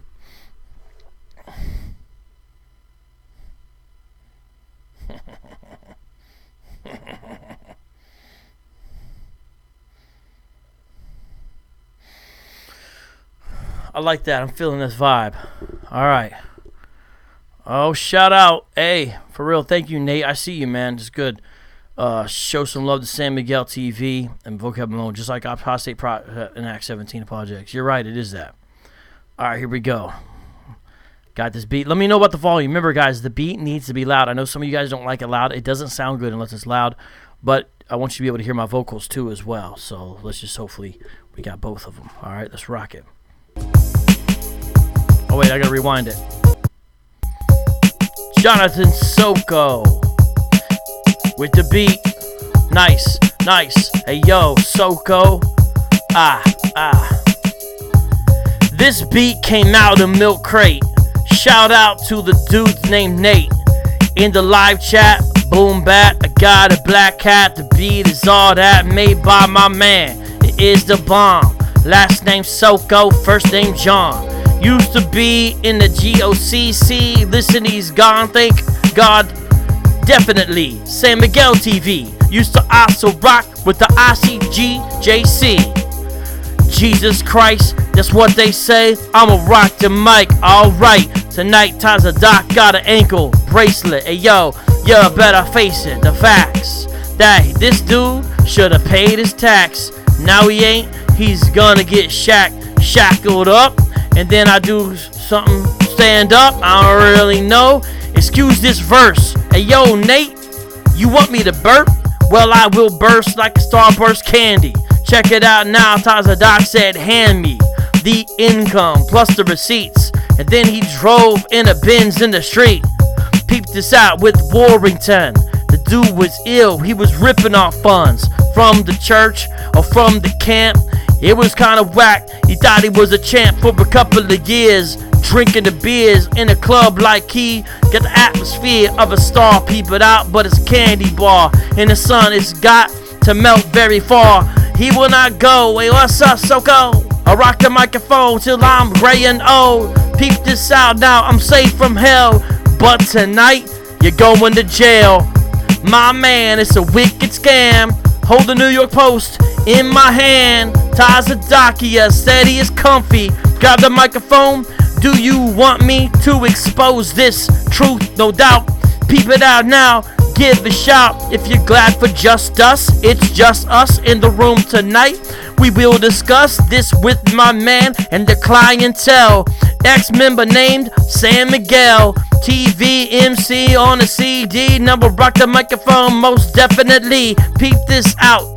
Get out that church. It's so fake, man. They jump into your purse. Put their hand in the back of your wallet. The dude is a false prophet. I called it. Yes, y'all on the dividing line. Peep this out now from the top of the mind. Divine. He is not. Even though he says on the block that he's a Holy Spirit, I just can't hear it. The dude was intimidating. They fear it. Yes, y'all abused his power, but dude is gonna go away more than an hour. Probably 5 years. Cry your tears. Peep this out now. He did steer this whole organization to the ground. Peep this out now. It's so profound. This is the truth. He's going down. It's not steady, steady, steady as she goes. That's been around. And now this flow is about to end like the church, my man. Hey, yo. Thanks, Soko. What's up, everybody? I think we got one freestyle. I see y'all. Oh, what's up, David? What's up, man? You know what, guys? I like to sometimes do a little outro freestyle or a little outro beat. And some of you guys have been wanting to hear this beat for a while. So I'll just play this as the outro. Heaven on Earth, Jonathan Soko. Enjoy!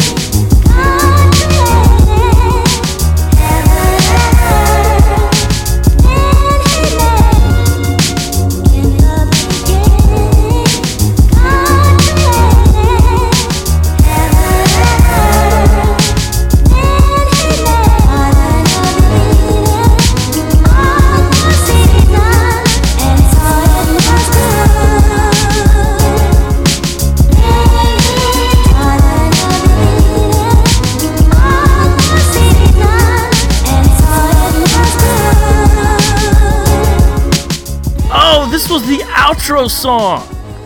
Rox B, did you just unlock another freestyle? This was the outro song, y'all, and now y'all are... Help me out. Did we just unlock another freestyle? Guys, did we unlock another freestyle? Soko, what do you mean the beats are messed up? Is there like an echo? Hold on, I can fix it. How about now? How about now, Soko?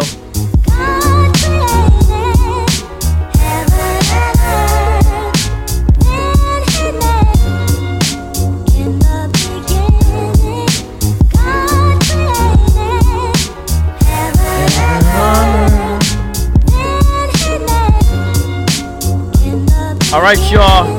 Looks like we've unlocked another freestyle. But this is not really a beat to freestyle to. This is like more like a check it out type of beat. But guys, I'm about to play the freestyle beat because we unlocked another freestyle just now. Soko, was the beat fixed? Was there an echo? Is that what was going on? Okay, I think it's fixed, everybody. Alright, here we go. Here we go. I'm gonna get to it. Just give me a second.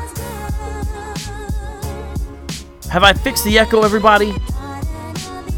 Okay, good. So I'm so sorry about that. Let me know as soon as that does that next time. I think we're gonna try this beat right here, guys.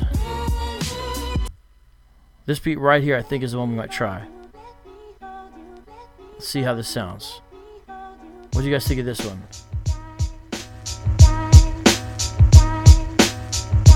I think that's a good one to try.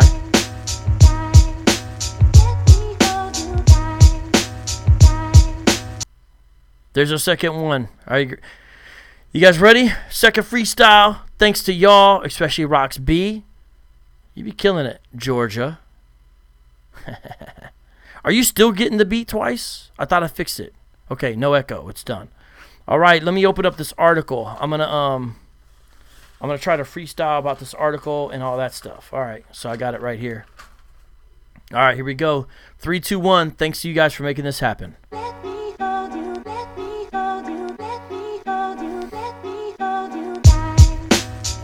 Check the beat, rapping about the unholy high priest. His name is tithes. This dude walked the block. This dude made a mockery of tithing and giving. Where he's living soon is in the penitentiary. Hopefully he repent, he will be repenting. I am sending this message to you. If you're in the group, leave, dude. Hebrew Israelism is a dead engine, a dead place to go. There is no vision. Make this decision. Leave tonight. Leave tithes. Get with Jesus the Christ. Yes, y'all. You know he wasn't white. Yes, y'all. Check it. That ain't right. The man was brown from the Middle East. But don't follow the unholy high priest. Instead, follow the priest of Hebrews 11, the king of the Jews, Jesus the Christ. Mic check 1, 2. Vocab Malone coming through. Rock the mic on the avenue. All the way reading Acts chapter 2. Coming after you with an attitude. Jesus paid my sin. I got gratitude. Check it. Mic 1, 2. You guys unlock freestyle number 2. Especially, you know who you are. Rox B, superstar. He had a car. Trips to Disney, very far. Misusing all the funds. But peeping out, switch to topic 1. My man, you know they ran off Mr. Louis Farrakhan. Farrakhan, not saying he's the bomb, but he should not be banned and gone. That ain't right. Unlock him tonight. Please come on. Don't be racist white against Mr. Louis Farrakhan. He runs the nation of Islam. Give it time, it'll self-destruct. Y'all don't need to lock him up in the Facebook jail. He's headed for hell.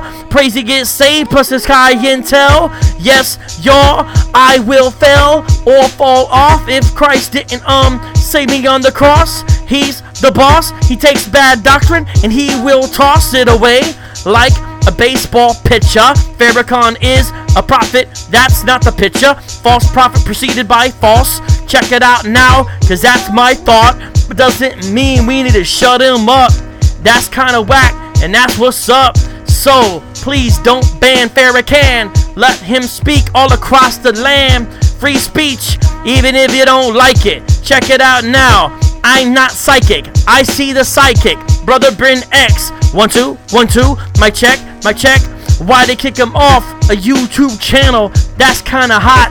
Like it was a flannel. Kinda old school. Kinda passe. Peep this out now when I'm spitting blase. What the words say. Read the Bible. Hey. Yes, yes, y'all. Today's Saturday. Hey, check it out. Christ.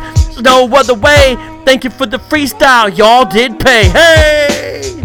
The beat coming back. This is the end of the show. It's time to go. Shalom to the bros.